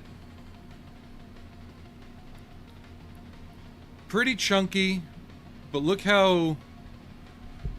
Just look how the face is built, though. The detail's there, but it's pretty broad, right? And this is probably late 60s, early 70s.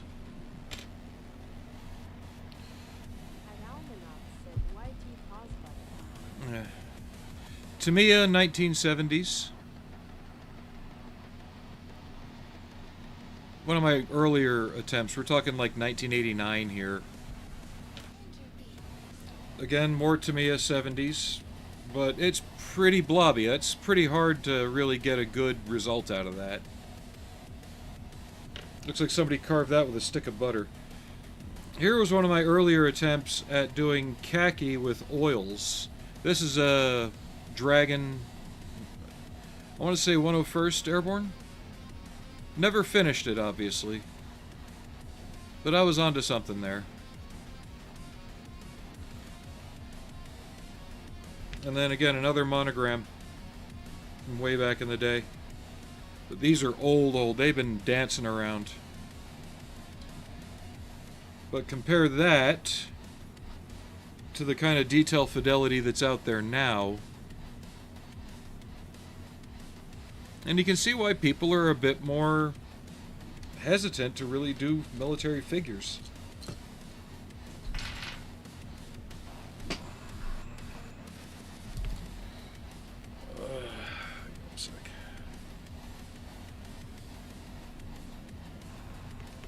Hi, Frank.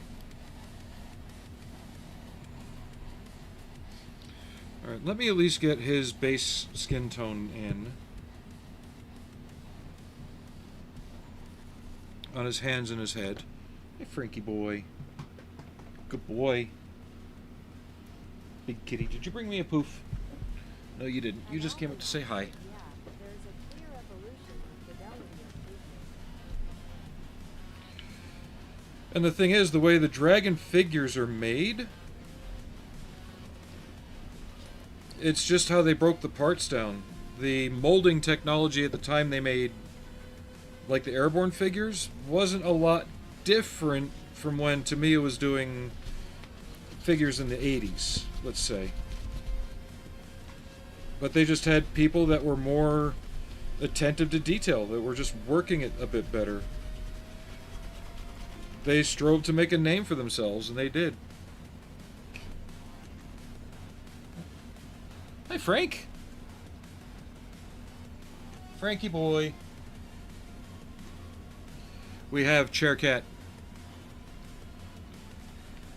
As a model student 20 said the resin figs I get are clearer for detail scale, sometimes might be a tad small, but only the odd fig.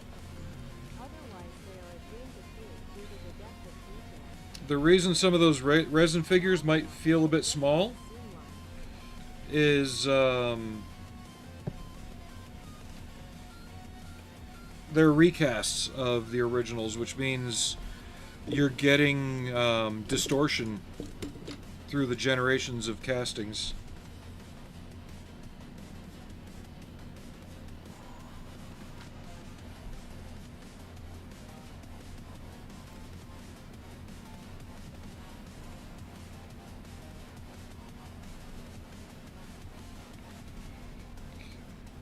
Just got to be careful on his palm here, because I'll be gluing an STG-44 to do that. They are copies of somebody else's figures. They've bought the kit, they've remolded the parts.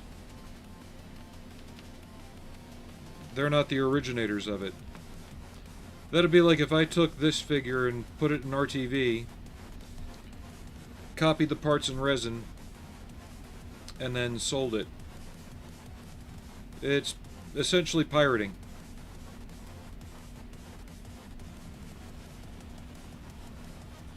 And it is heavily frowned upon.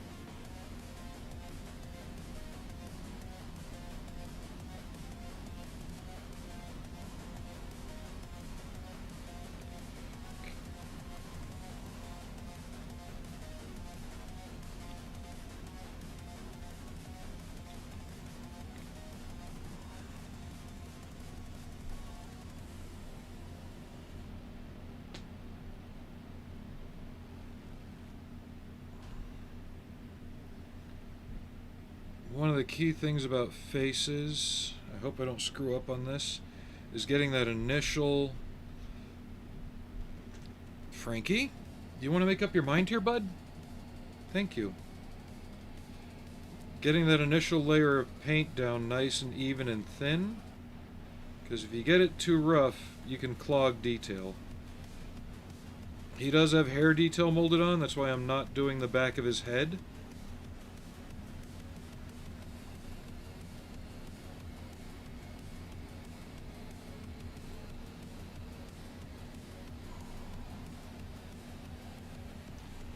Clean out his eyes where it feels like I got too much. There. Let that dry for a minute.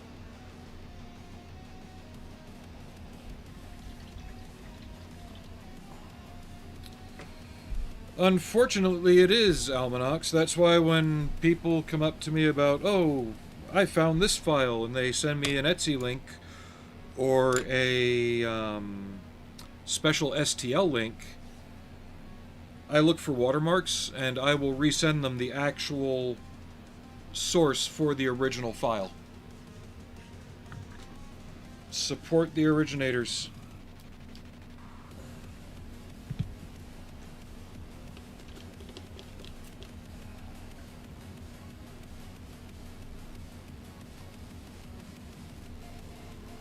Oh, they're pirate. The Yufeng kits are pirates of Live Resin and a bunch of others. So when companies like Live Resin and others go out of business, it's because people have been buying the pirate stuff.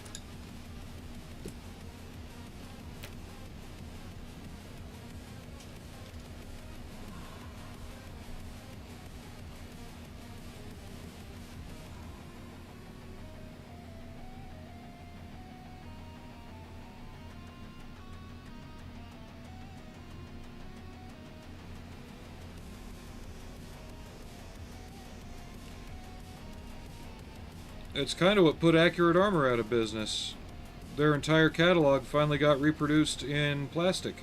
The Conqueror, the 432 variants, the Warrior variants, everything they were making in resin because nobody else is making it for the longest time. Well, you could finally get a plastic kit of it.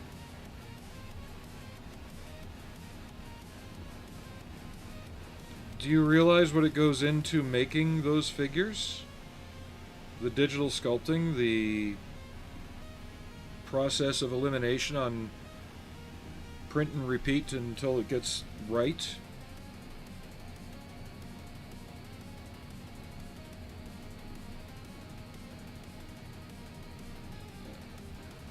Even if they're not 3D printing their masters, somebody is sculpting them to that level of detail by hand.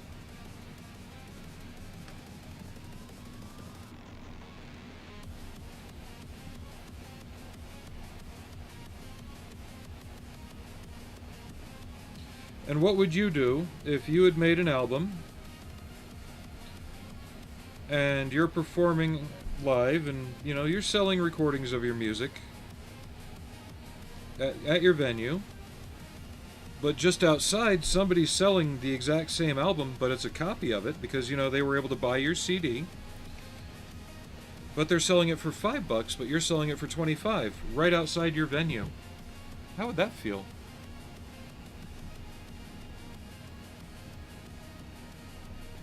Because that's what's happening.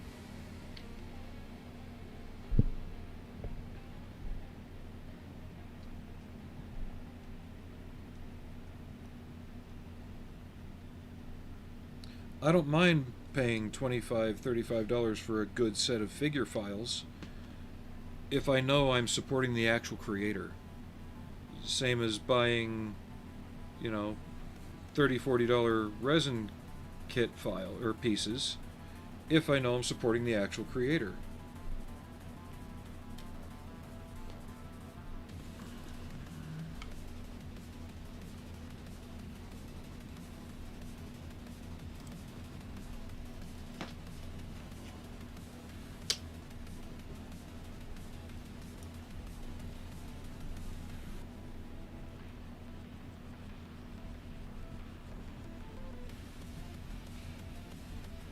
And just because it's happening anyway doesn't mean it's not a good practice to still support the originator.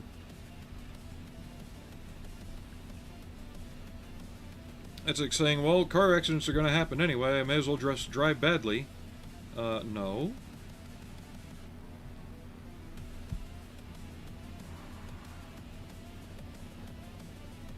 Even though I think that's a rule of thumb in Utah that people do that anyway.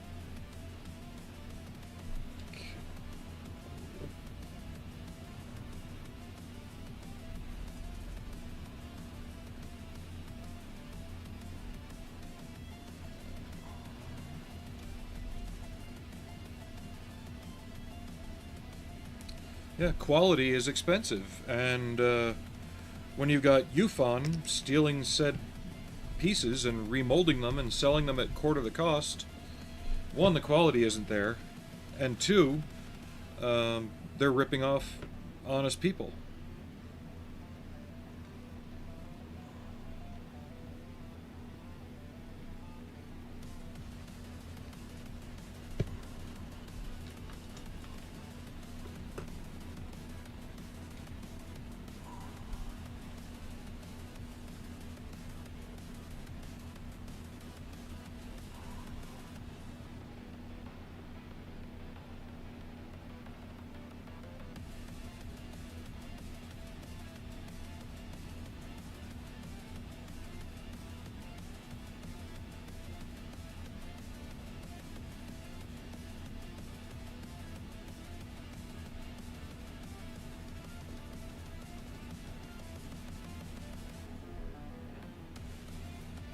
No, the only time I will buy something off of Etsy is if I can prove beyond the shadow of a doubt I'm buying from the original creator of said files or said item.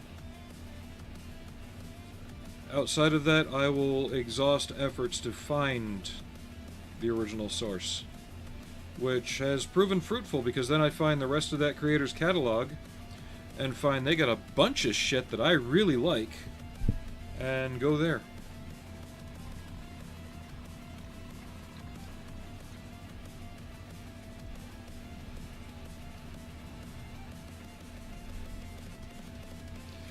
That's still not a fair analogy because there's still companies selling pill 2 at the cost of pill 1 because they can. We're talking about plastic models here.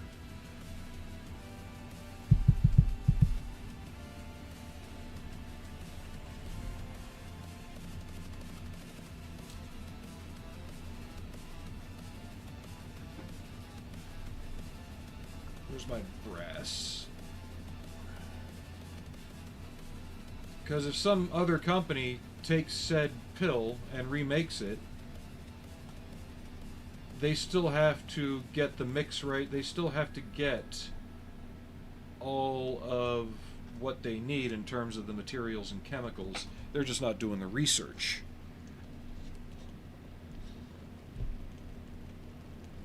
If somebody is stealing, say I take this and dunk it in RTV and sell copies of it, Dragon did all the work.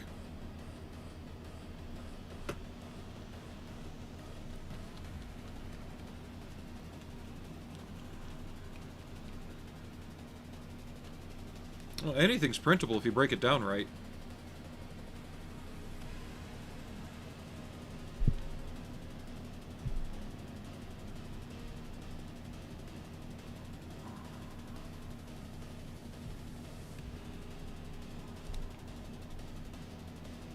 I just need a little bit of brass.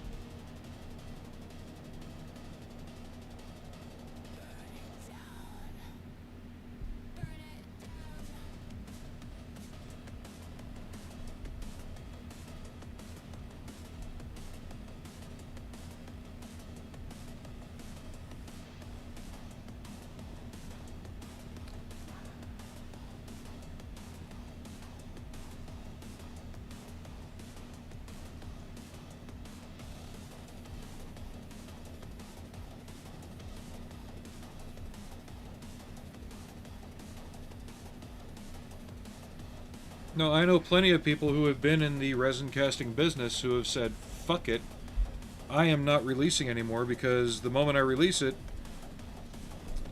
it somehow gets sent to China and copied.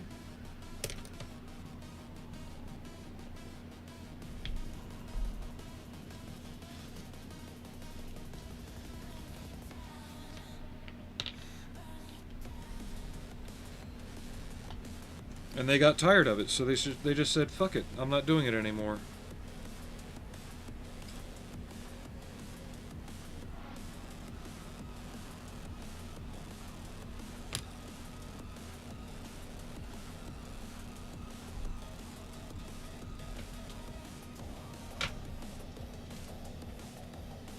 You know what, I'm going to use this brush for it since I... Where is it? Liner brush. I never have use for one of these, so I'm going to make it a wash brush.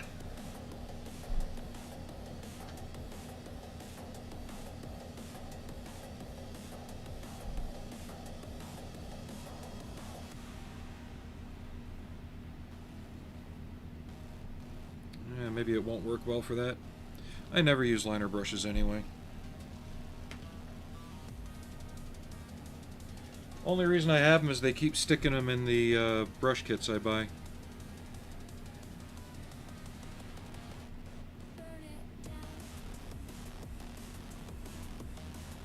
Okay, first we'll hit up the face.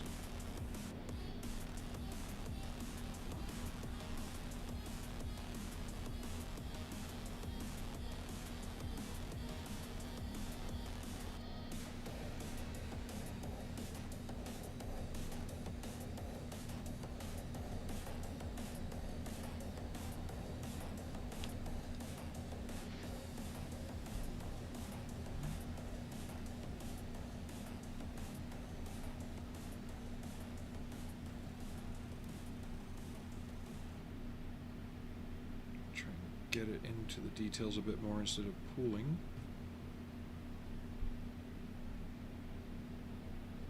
There.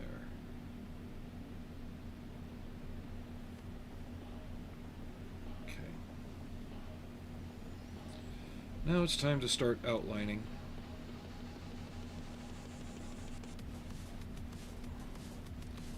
Because part of it is tempting just to slather the thing, which I may still wind up doing with a very thin mix. But I want to start popping the outlines first.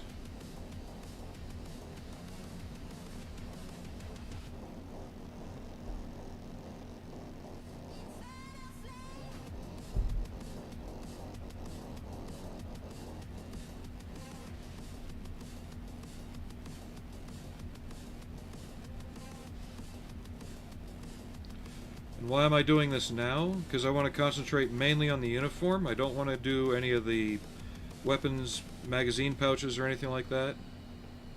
Those will be handled with a different set of colors. Right now we're just concentrating on the uniform.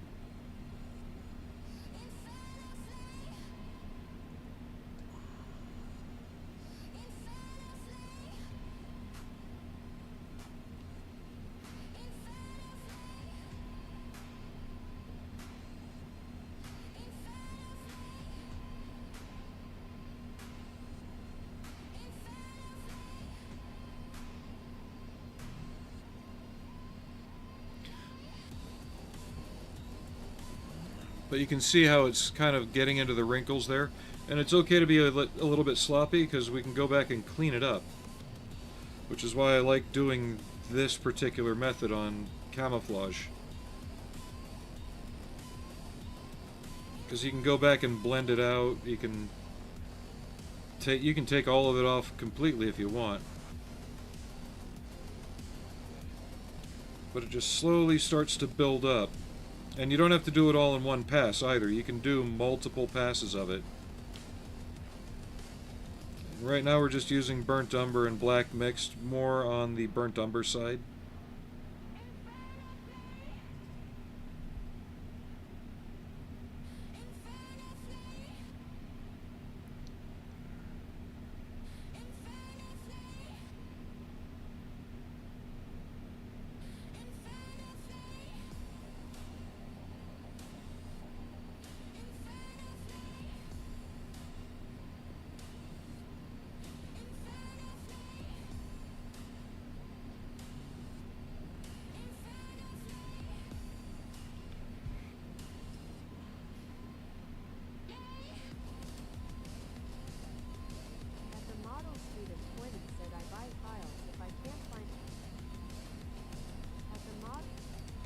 Wow, it skipped a lot.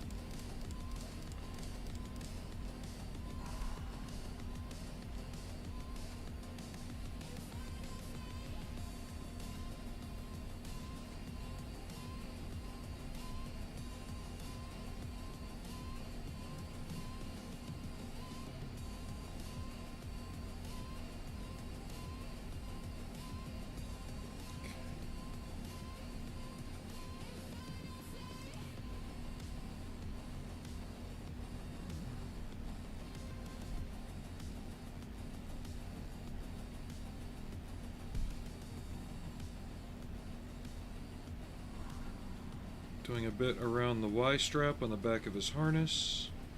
The other strap coming around this side. There for the gas mask canister.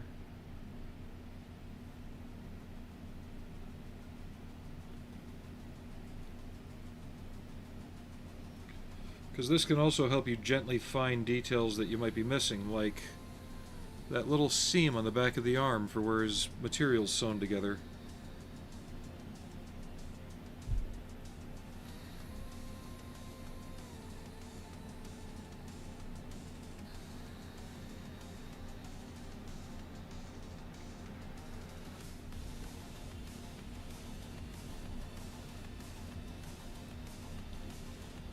And the other reason I'm using the washes is the camouflage pattern is still mostly visible through it.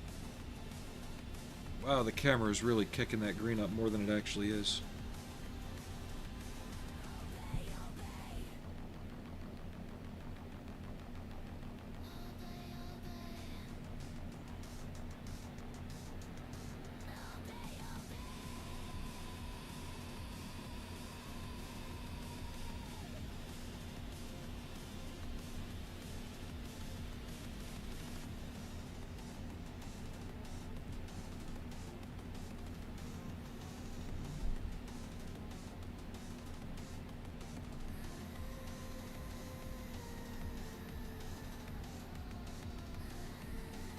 We're going to hit the face up one more time with almost straight burnt umber.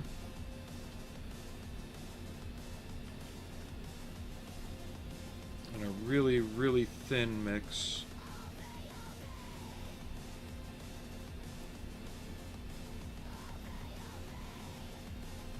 That'll help warm it up a little bit more.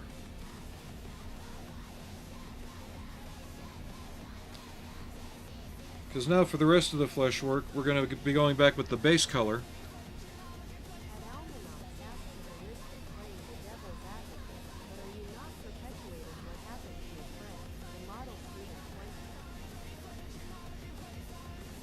That's what I was getting at, but you called it out a bit more plainly, Almanax.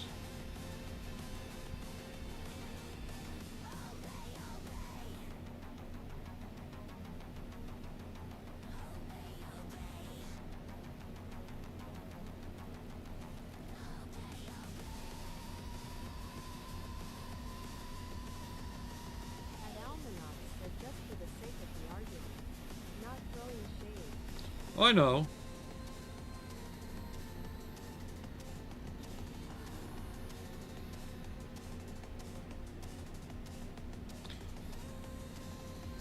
Not trying to throw shade either, just trying to make it more visible as to how it's damaging to the hobby.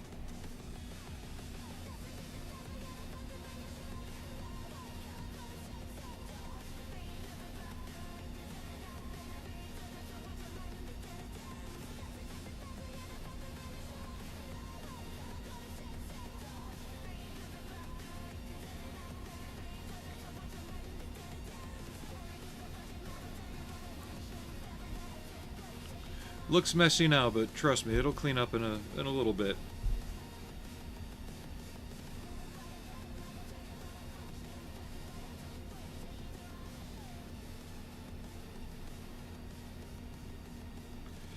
You never want to do this with pure black, because then you just kill the color of the model.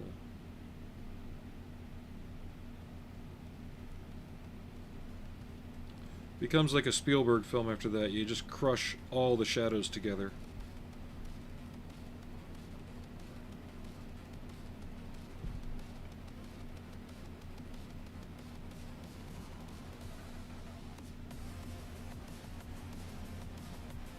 What was it with Spielberg in the early 2000s? All of his movies had that glary, over-bleached effect going on. Minority Report, AI, War of the Worlds, all of his stuff just looked really they got hard to watch after a little while.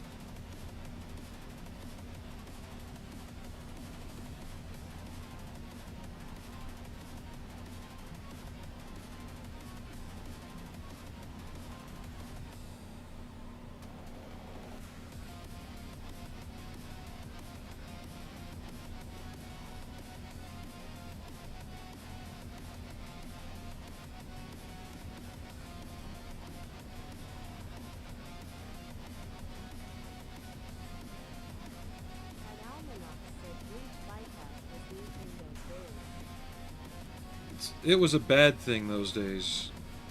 I would have rather have seen more films like, fuck, I always talk about it, and I can never remember the name off the top of my head. Keanu Reeves, Robert Downey Jr., Woody Harrelson, Philip K. Dick story, filmed live action, filtered to look animated.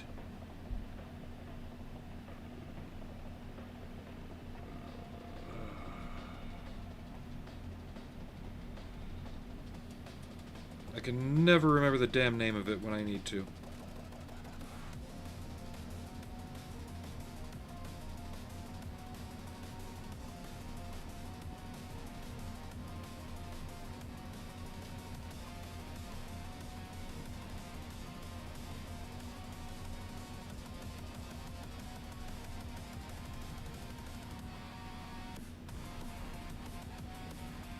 Okay. So here's the test. We're going to take a small square, right? Lightly soak it in thinner. Remove most of it. And as I go down, it should remove it from all the higher spots, but leave it in the shadows. And if you remove too much, rinse and repeat.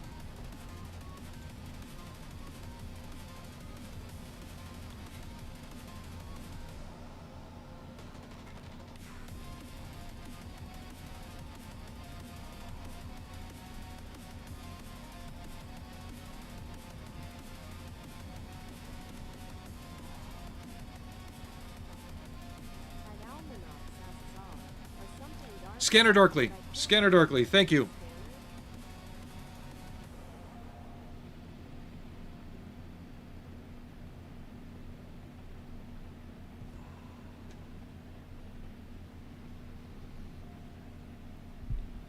But you see how that's kind of brought out the shadows without killing the detail inside them?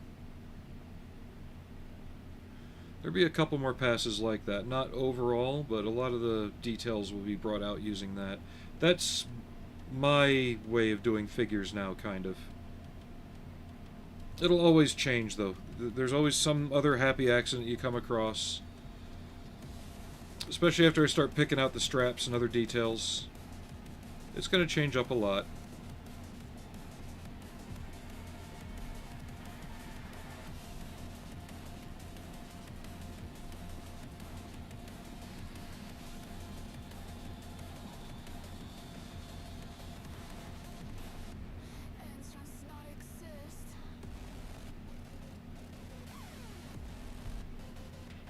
But you can see how it also knocked down that green a lot.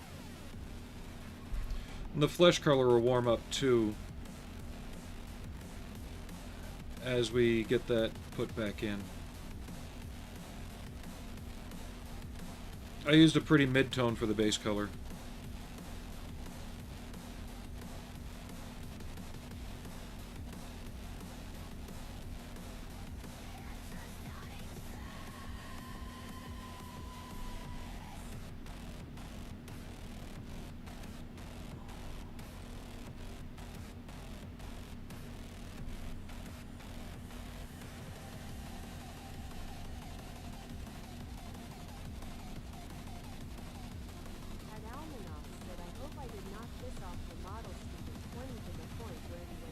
I know, I think...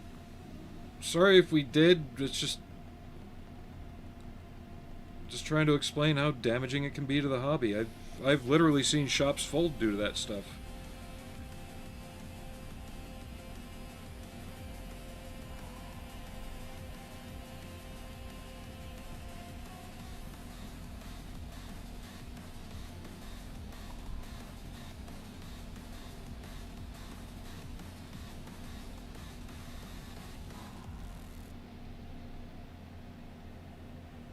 I like the way that toned down a lot.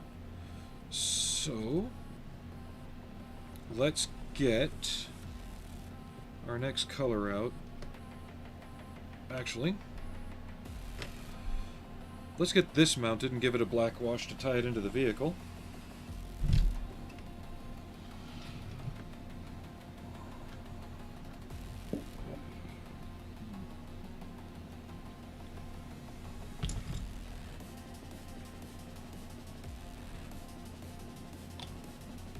Model student, you still there?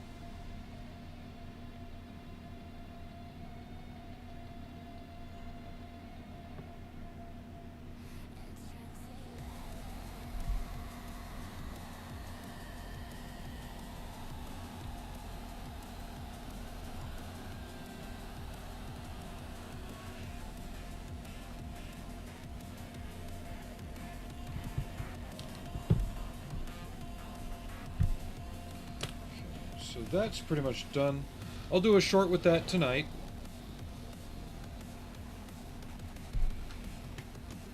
And then hopefully once we start getting more of the right colors on this, it'll really begin to tone down more.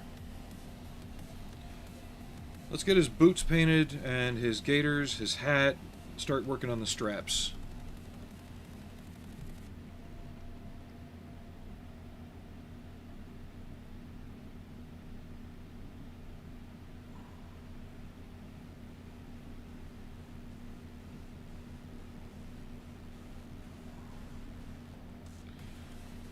I like the way that pops a lot. The camera shows more than it should. Said that's unfortunate crying face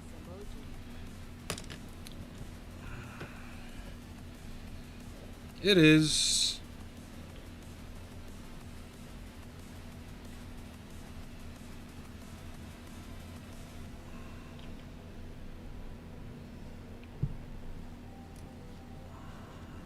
And the thing is, I've also been in forums and been part of modeling groups where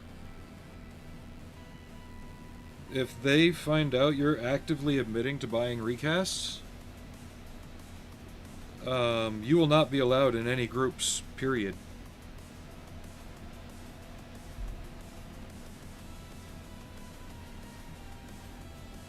That's the one thing about this hobby, is it will police itself one way or another.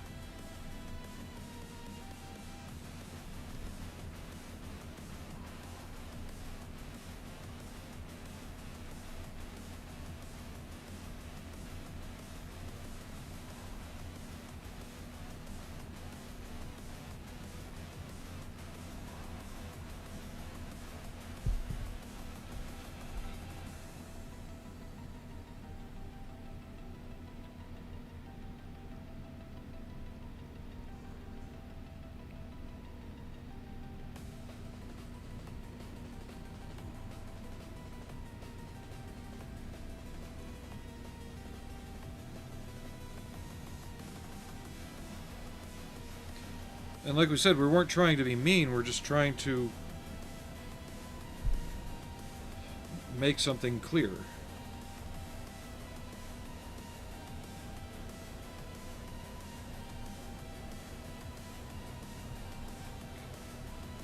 Look at his hat while we're up here.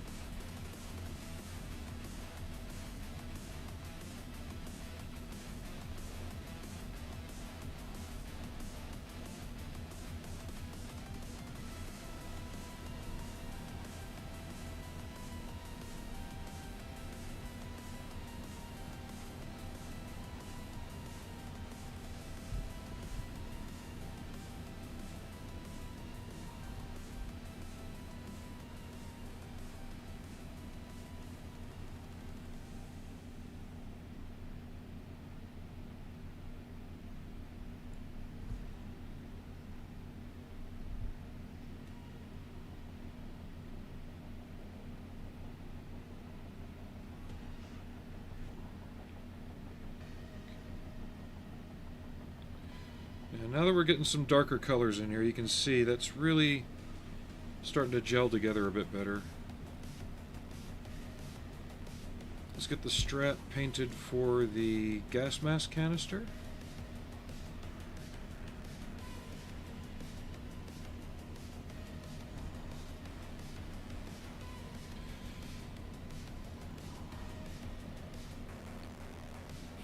Now straps I tend to treat differently in that I will go back and literally pick out all the different tones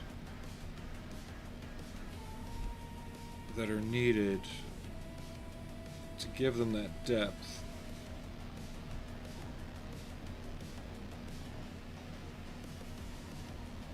At George Davis 7000 Thanks, George. Good builder. How have you been? The top of the canteen. Those are typically field gray. Sometimes they can be other colors. General rule of thumb, gas mask container, top of the field cup is field gray. The bread bag can be anything from field gray to a khaki sand color.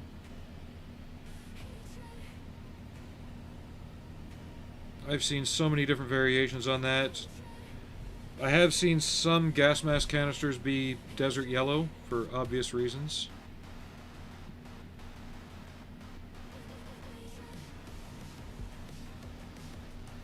But if you guys like how this little guy turns out, I've got his 16th scale version on the way.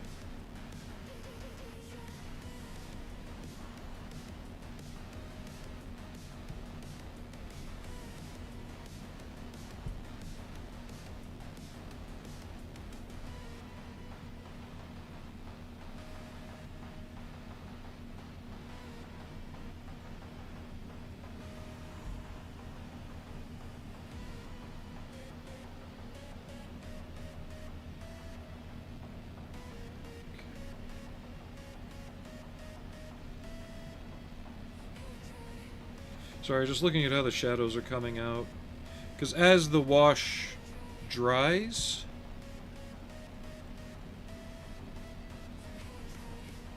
No, this one is going to be different. This is going with the 251 half track. This is not going with the LAV. This is World War II, that's modern. The 251 half track is going to be in like late summer, early fall. Which is why you've got such a weird mix of all the different uniform pieces on these characters. The tree's going to be... It's still going to have a lot of the leaves on it, but they're going to be like the richer red and yellow colors. And not just the dead brown that I've been using.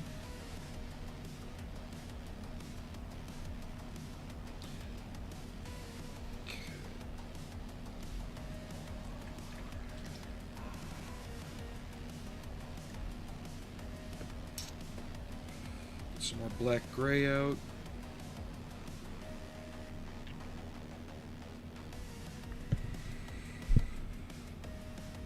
Now this is the fun part. I might have to bring up the larger picture of the 16th scale one so I can see exactly how his damn shoulder harness goes to his belt through his uniform. Said makes a lot more sense now rolling on the floor laughing emoji. Yeah, the back to basics build is essentially done with that figure and that LMG that I just did.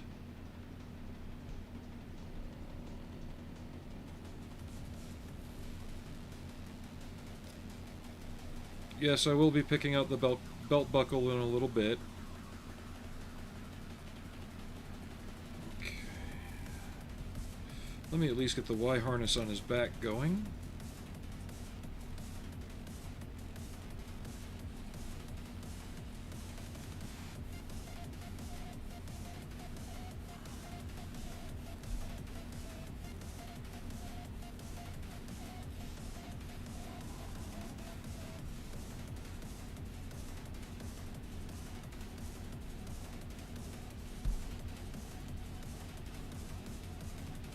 Trying not to go cross-eyed.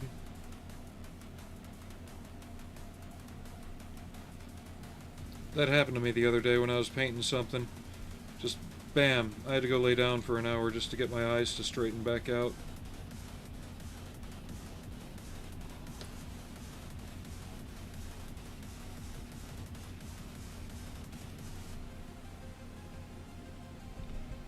Okay, let me bring up the larger picture of him.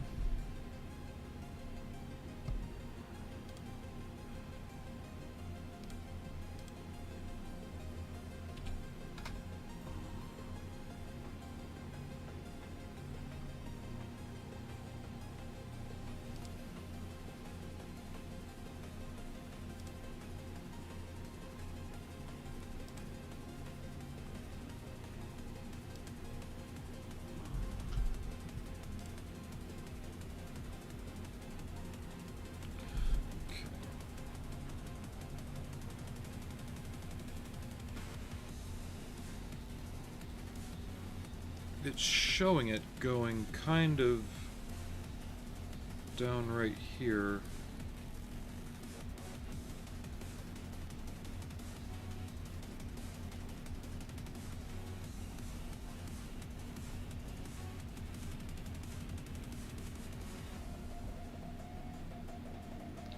Then down behind his STG mag pouches.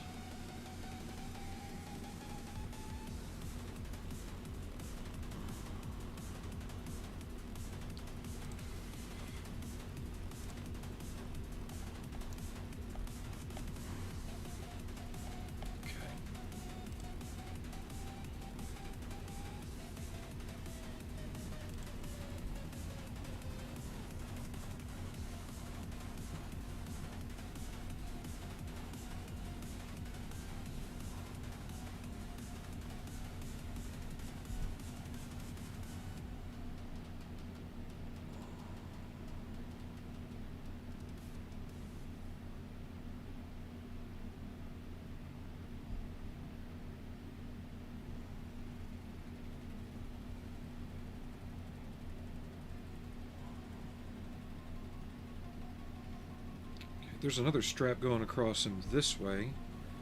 Can't tell exactly what it goes to.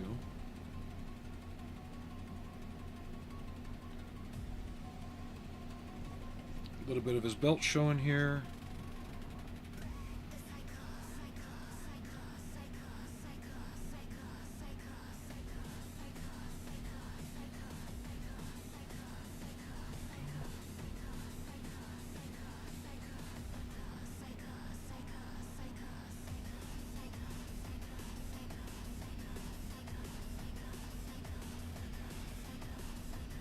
And a little bit of his belt visible here.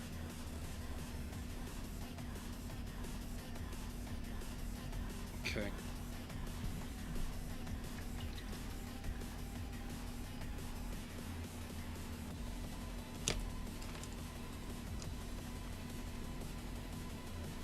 I want a little bit of white.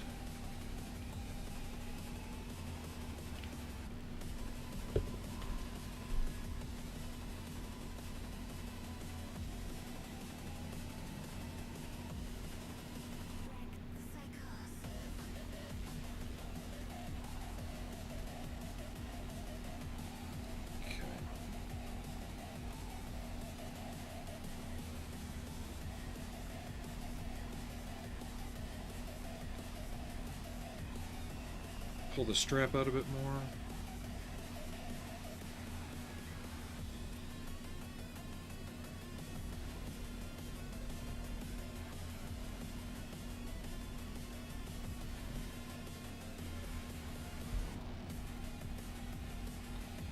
Now these guys I'm probably going to do a lot more work on off stream, just because of the sheer amount of what I've got to do to the figures.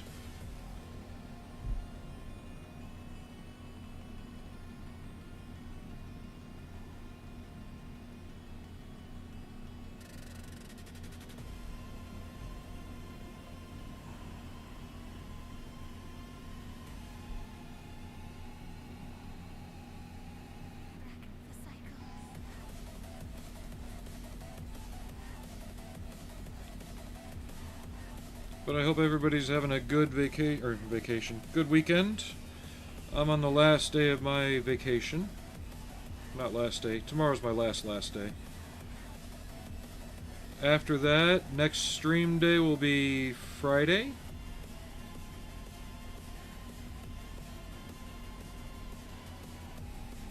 And I don't know after that, because I haven't seen the schedule at work yet.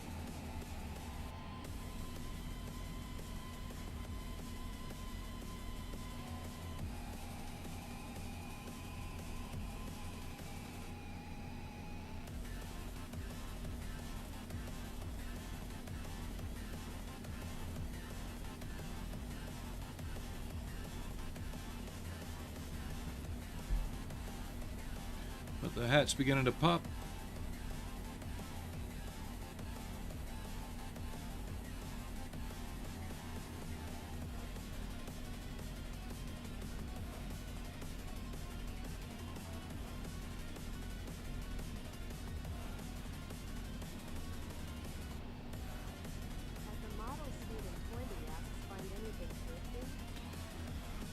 No, there's nothing.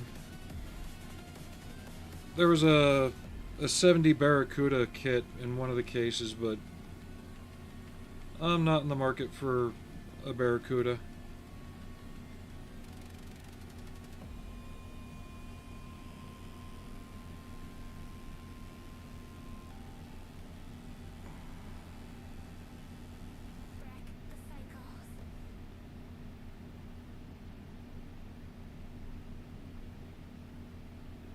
And we weren't out for very long anyway. The wife's knee started acting up.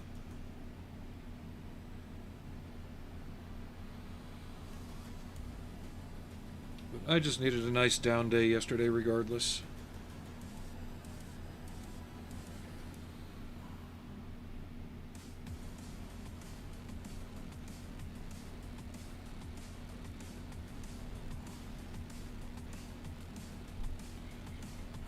At the model student 20 said, no, I don't suppose you are.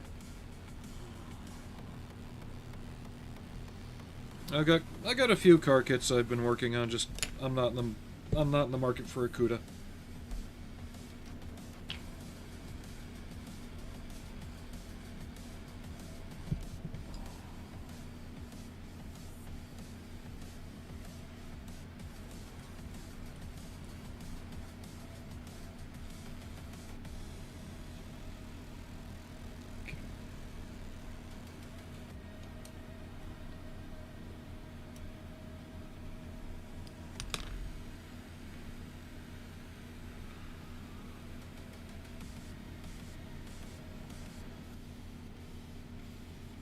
I forgot how crazy detailed these dragon kits could be, really.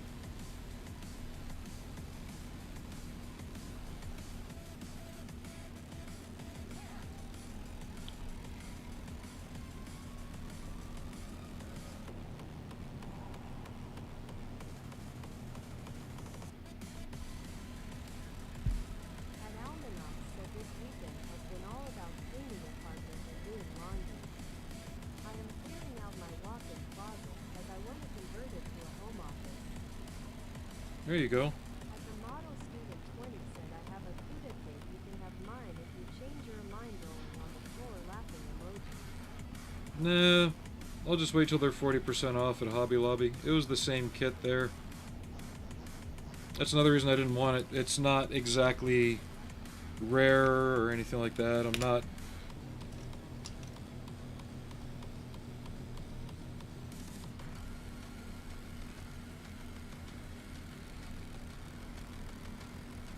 Now, if it was a Trumpeter 200 scale Titanic and they didn't know what the hell they had on their hands, yeah, I would have taken it in a heartbeat.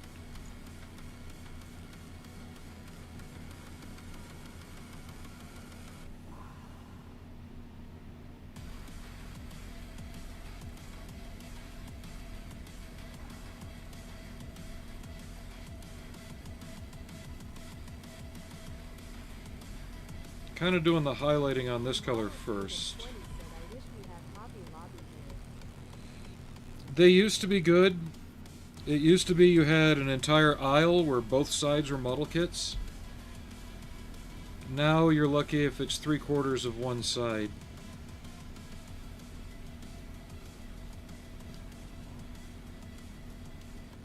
When ours first opened, I was able to get the Aoshima Mad Max Interceptor there. At the model student 20 said, I have the Rayvale 570 scale. No, I want a good sized Titanic. I want the big one, because I want to RC it and I want to run into things with it.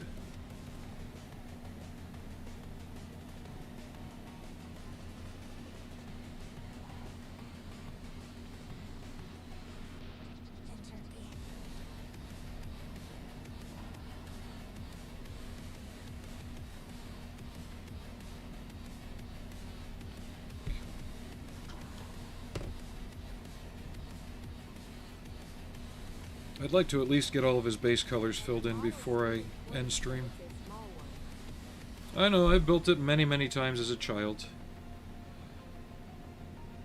That 570 scale kit's about as old as the ship itself.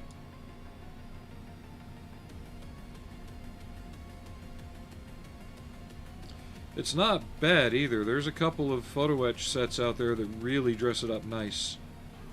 If you can find them.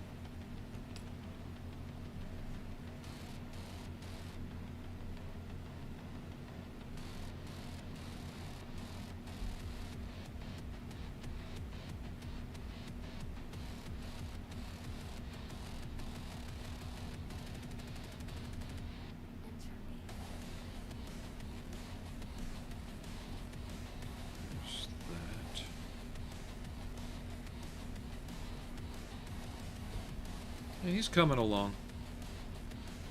Still got a lot of work to do on the face.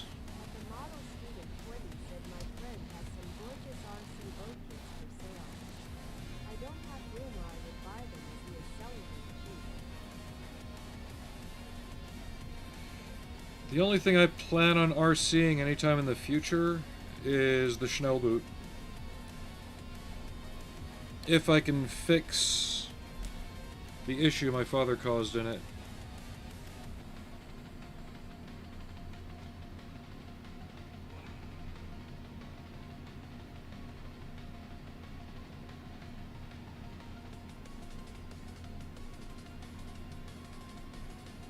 As the model student 20 said, faces always take all the time. Yeah, if I can get the prop shaft housings off, I'll be able to RC it. If I can't get them off, I can't RC it.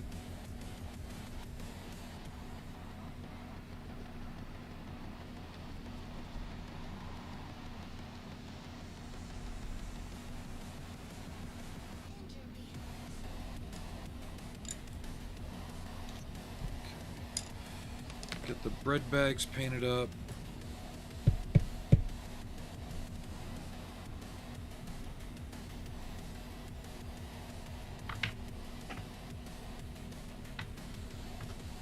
You know what, I'm gonna go with deck tan. Seems more applicable.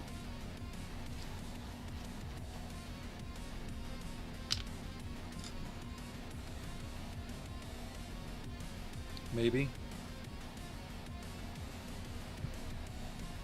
Yeah, okay.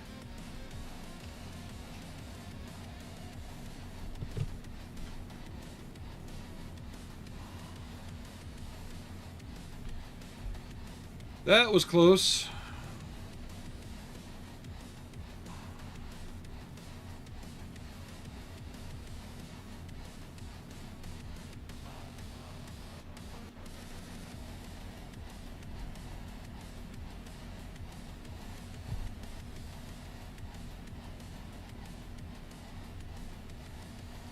And I'm just going to handle each figure one at a time, using mostly the same methods.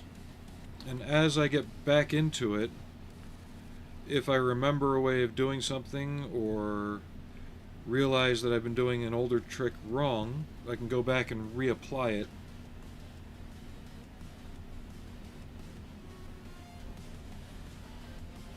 That way I can kind of keep a sense of continuity and consistency while I'm trying to better each figure.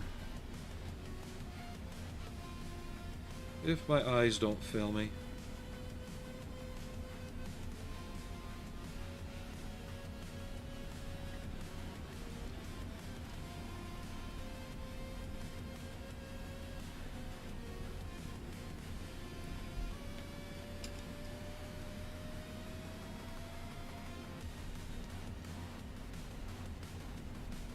And that's the other thing I'm fighting, is I'm fighting eyes worse than I had when I was, oh, I don't know, 15 years old.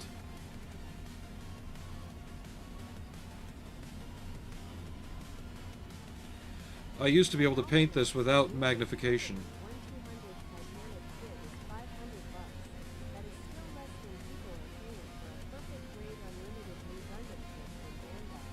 I know. That's why I haven't got the 1/200 scale Titanic yet either. Who's that? Hi, Marmar. I don't have any food down here.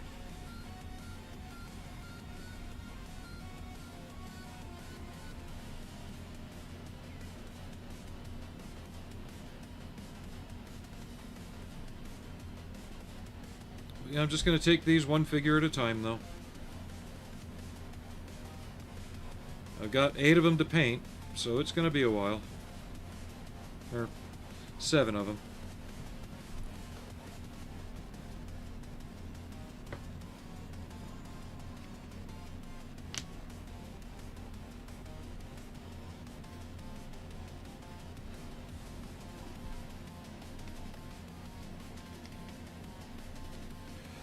But like I said before, you can kind of see how now that all the other colors are coming together, the uniform itself is beginning to even out, especially after the wash and highlight, the dry brushing.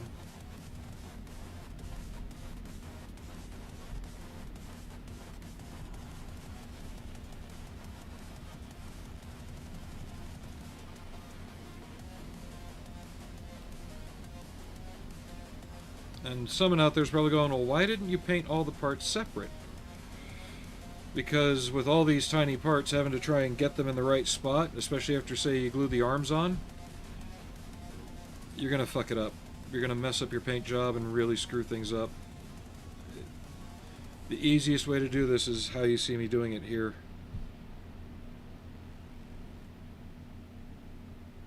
RS_Studios said I am gonna head out and look for an early dinner and hang out with friends. Have a good stream. Alright, Aris. Take it easy. I saw Fenrir was in here.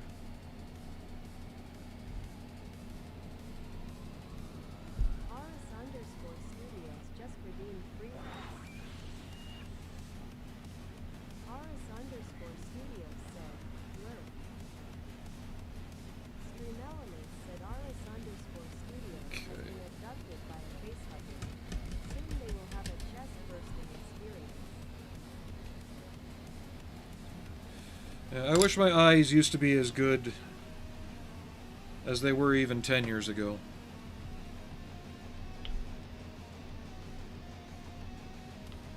The model student 20 said I found that as well after several attempts at pre-painting the bags and stuff. Thing is, I've always kind of done it this way, even back then, back in the day. I just found it easier to put it all together.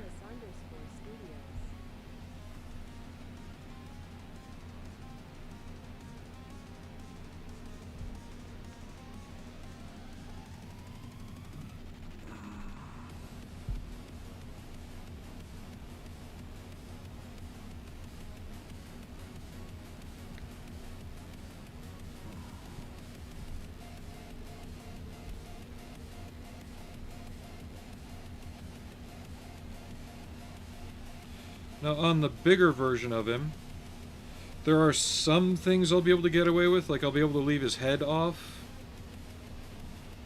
and handle that because it's a much larger piece in and of itself. I still probably could have done it in this case, but decided not to.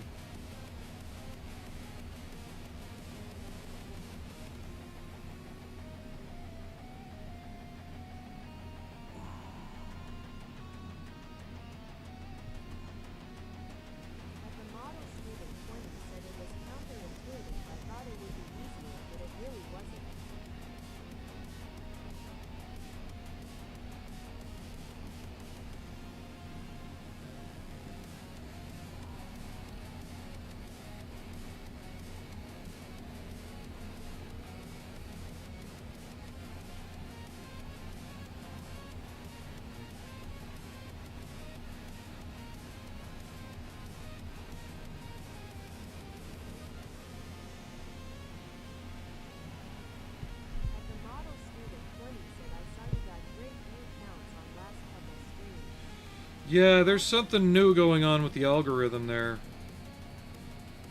My last couple shorts have absolutely sucked. Because I wasn't the only one that noticed that Jaegerbomb had a similar uptick in his YouTube side stuff. So it's YouTube screwing around with the algorithm again, I think.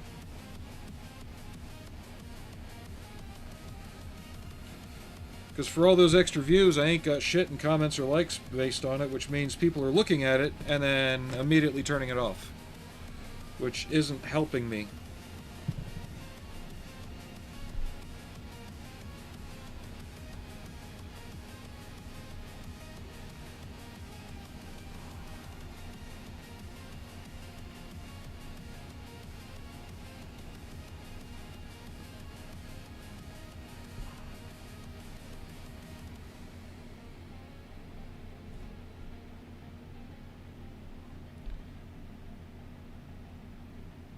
Kind of like when the Pirate Software shorts suddenly went crazy a couple years back.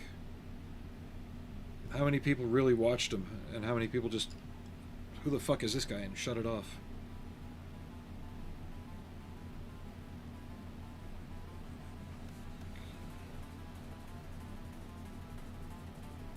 Alright. I like how that's going now.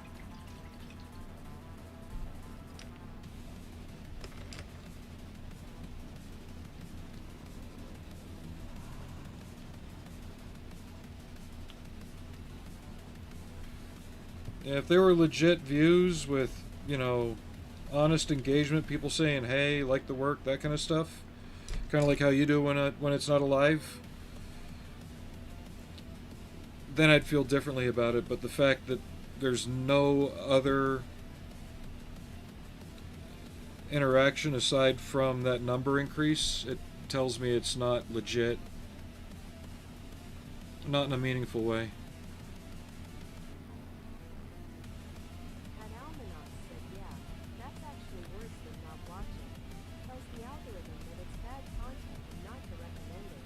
Bingo!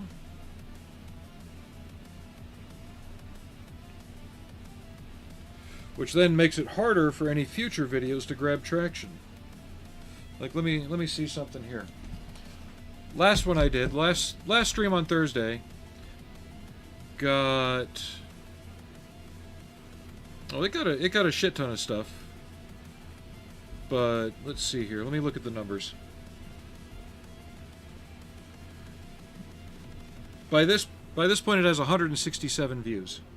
I think by the time the stream ended, it was at 90, 95.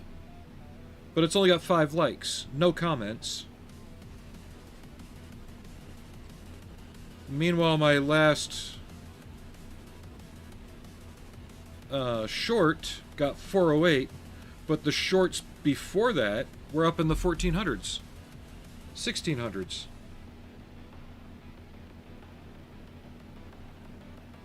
And the likes reflected that people were watching them.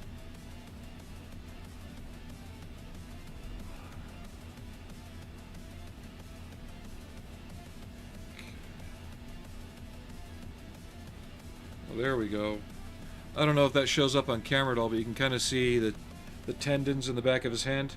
He's going to be holding that STG. I may have to add a cigarette to this hand.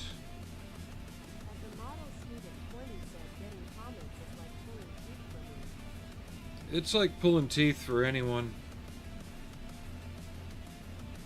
I try to comment if I have something constructive to say, but it's like these days, no matter what you comment, there's always some jackass waiting to argue the opposite with you, regardless of whether it's necessary or not.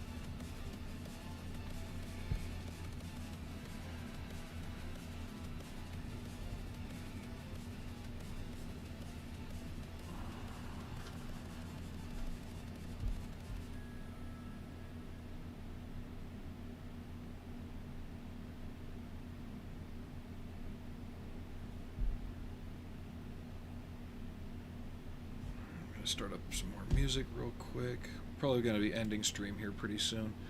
We'll pick up this guy and one of his other buddies tomorrow, I think.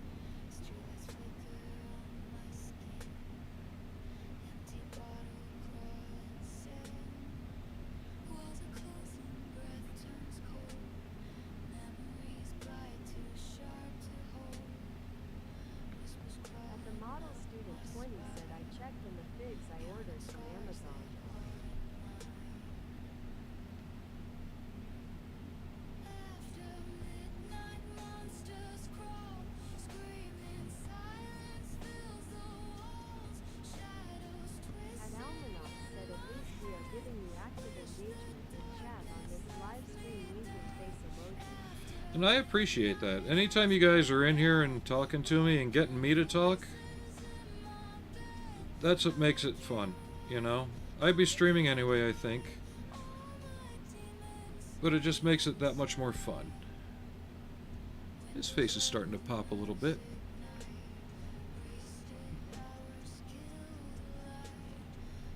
Because I've seen videos of other guys who have been streaming a lot longer, doing better work than I am, and it's just dead for them, right?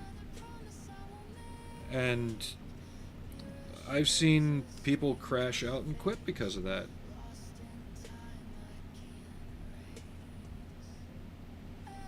There was one video,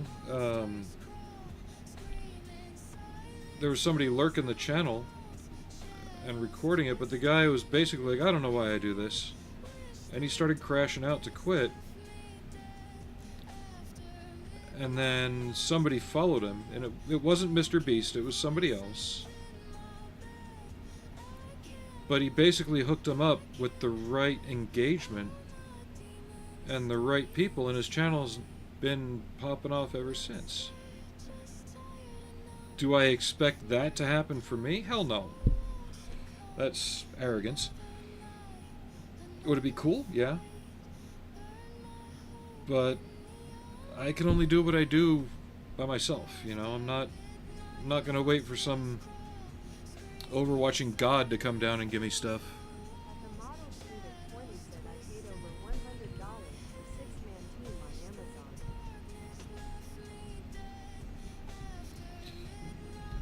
What was the team on Amazon?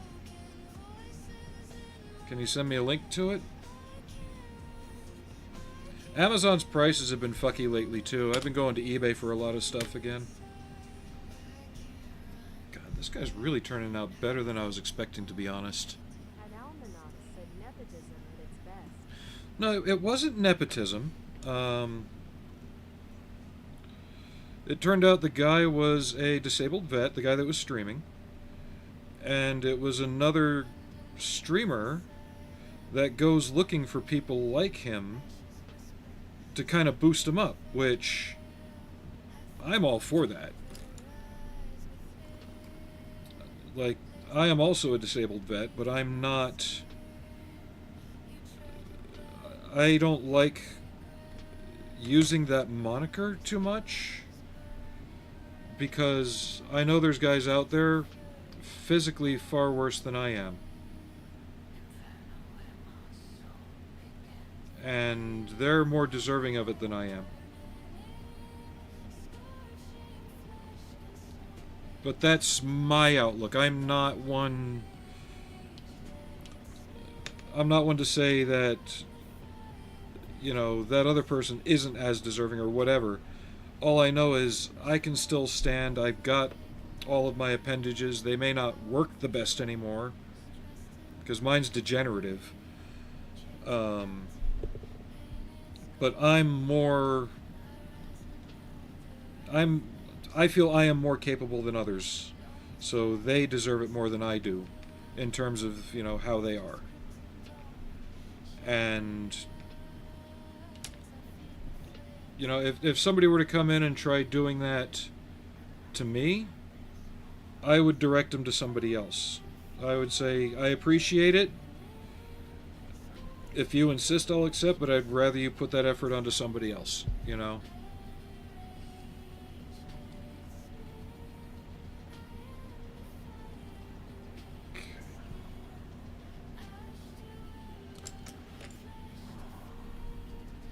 I'm still able to do my job at work for the most part. I'm not about to stop just yet. Sometimes I feel like it, but I'm not about to just yet.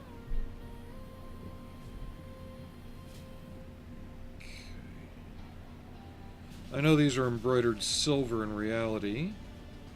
And I'm just going to get it on there so I can knock it down with the next round of washes.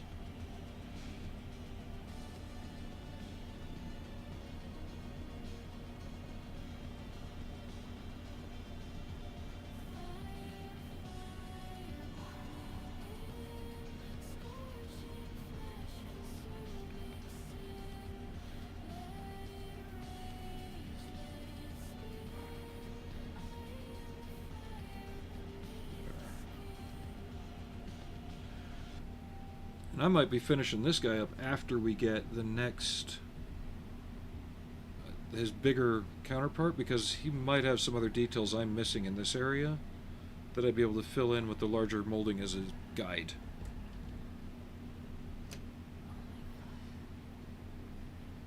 Another thing I do in this scale is eyes. I don't paint eyes in this size, even up to 1/16 scale. Asks not wanting to dilute and devalue the label, for lack of a better word, kind of mentality. No.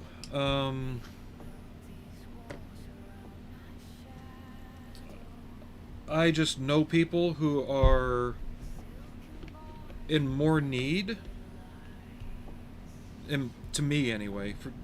They might be seeing the same thing in me, right? That it's all perspective, for one. But I know there's people that are in more need of that kind of pick-me-up than I am.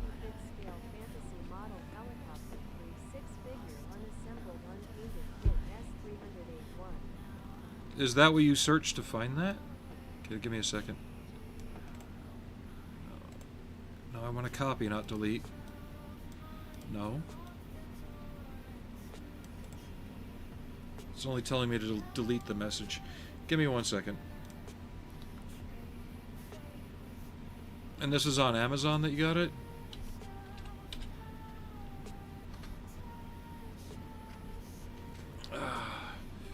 But that sidetracked me.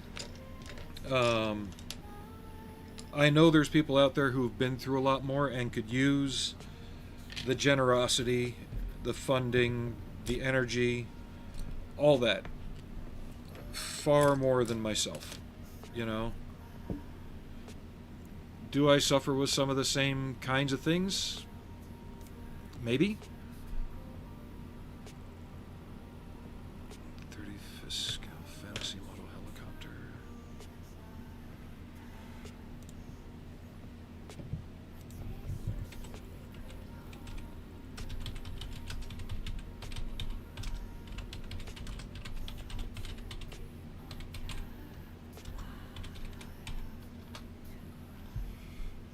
And you said they were shown in a little bird.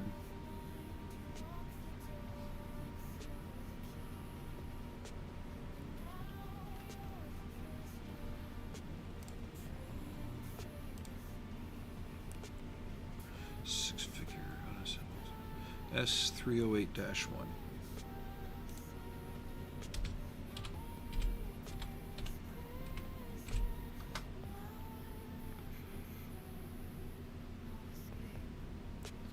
Nothing is showing up as that now.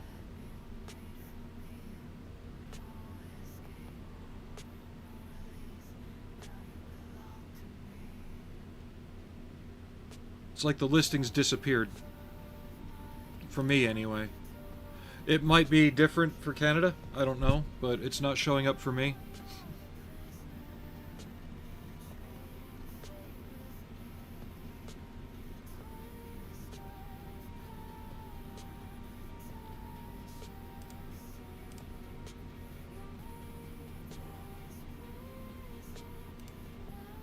But chances are, if the packaging's the same, I'd return it and get your money back, to be honest.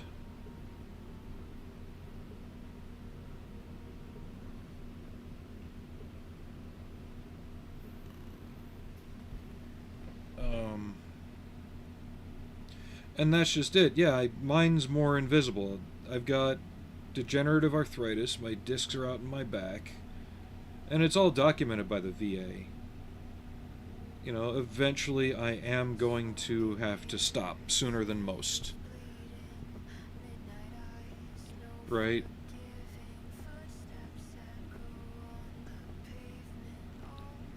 And others have told me, hey, you should, see about getting your disability rating knocked up and all this. The VA system here is ridiculous. There's too many vets in this area. It's overtaxed. But anyway, I was going on eyes. I don't paint eyes in this scale. Some people can and get away with it, and they look great. I know I can't. I never have been able to. So I just use a bit of dark gray or dark brown in the eye socket, because you look at somebody 1/35th scale feet away, you're not seeing that. You're seeing a dark gray mark for the eye. I'm gonna pop out some details on the pouches here.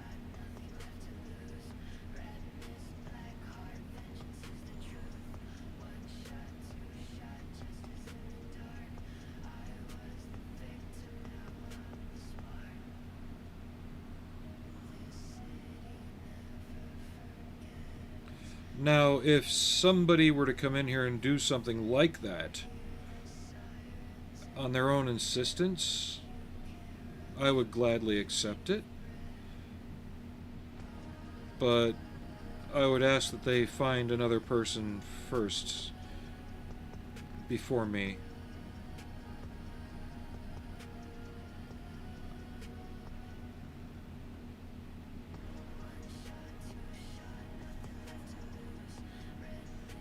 And that's why sometimes, like, you'll be seeing me having good streams, and then the next day, I'll just post, like, hey, I'm not in the right place right now. That's why. I'm kind of just sitting back, taking it easy, and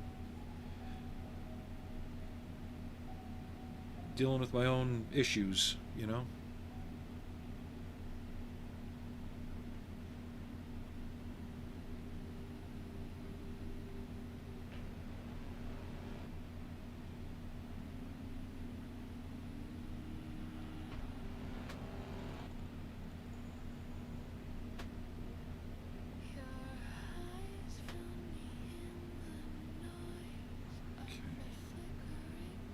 I really like how this guy's starting to come out.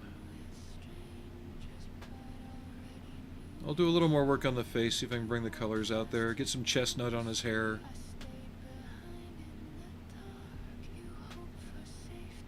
Get some highlights on the face too.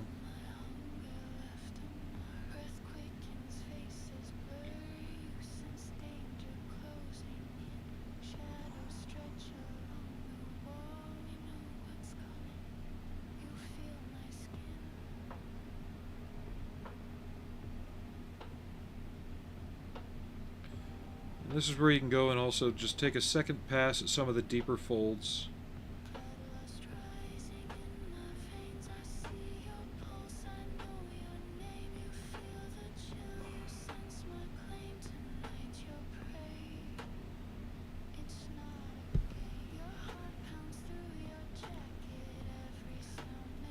I really feel like that's starting to come together now.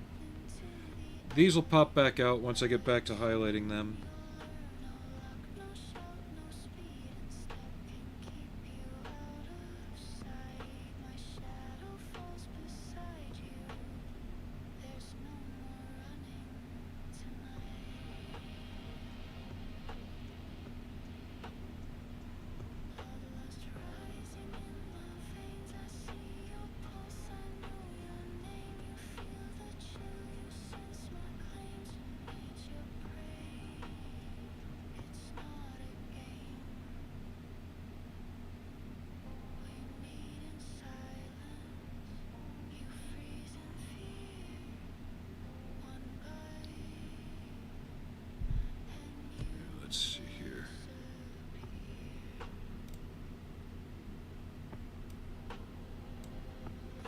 Now that I can get it closer.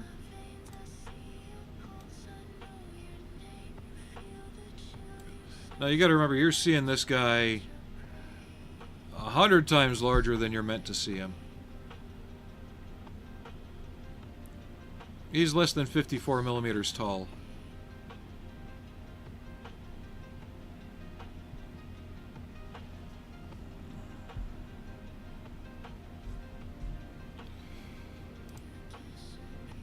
So let's get him back down to there.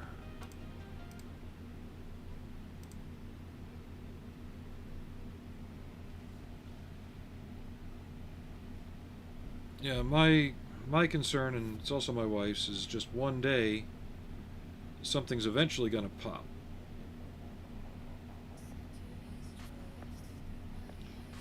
And even Aries is saying, oh, you might want to see about getting your disability rating adjusted and all that. And it's like,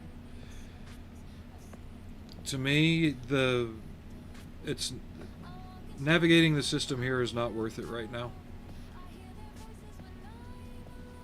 Can that come back to bite me in the ass? Probably. But that's my problem to deal with.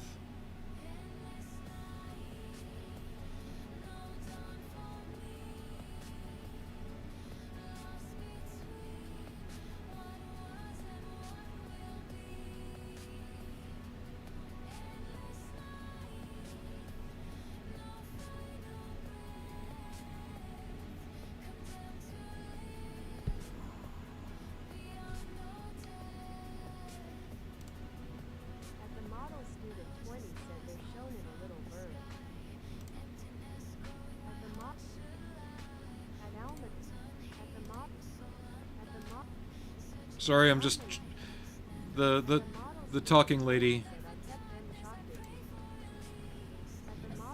Yeah. There we go. It's catching up now.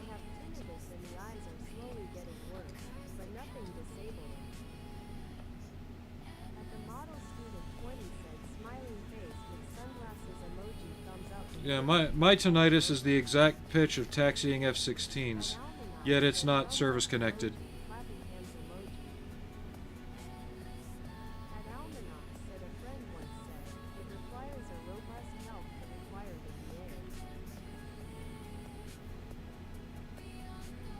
But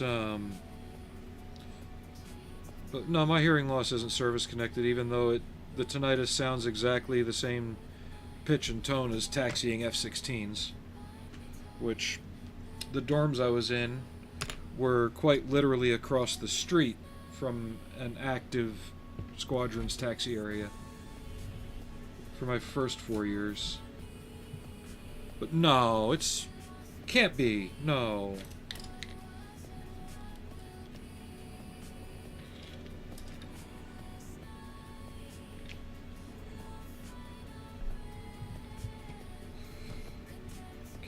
Get the mahogany on the lower half of the canteen.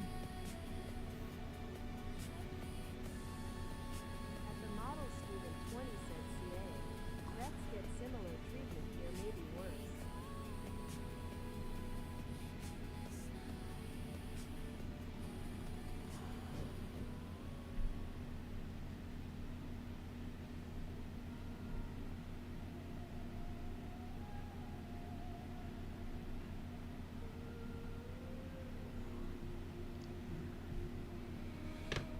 And we'll get started on painting this guy.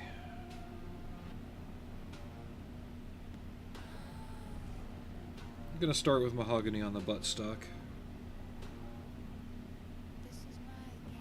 At Almanacs asks that is the darndest coincidence, Right?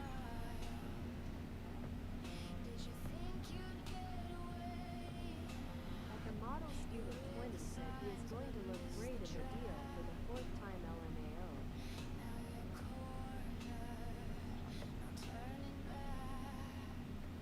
Yeah, if I can ever get the half track finished.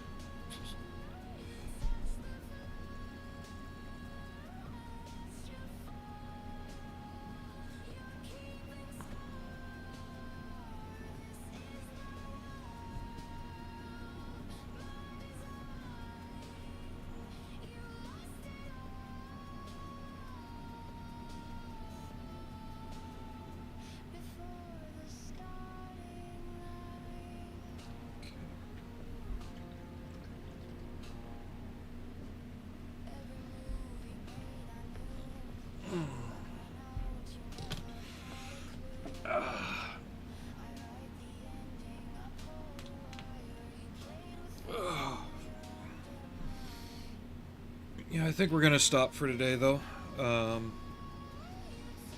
As I said, I'll probably keep working on the rest of them off stream. We'll do more tomorrow.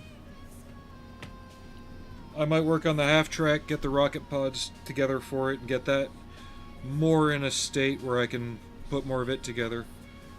But yeah, I'll do some research, get the patterns nailed down in terms of who needs what, and we'll go from there. But thanks everybody for watching. Y'all have a good day, and see you tomorrow.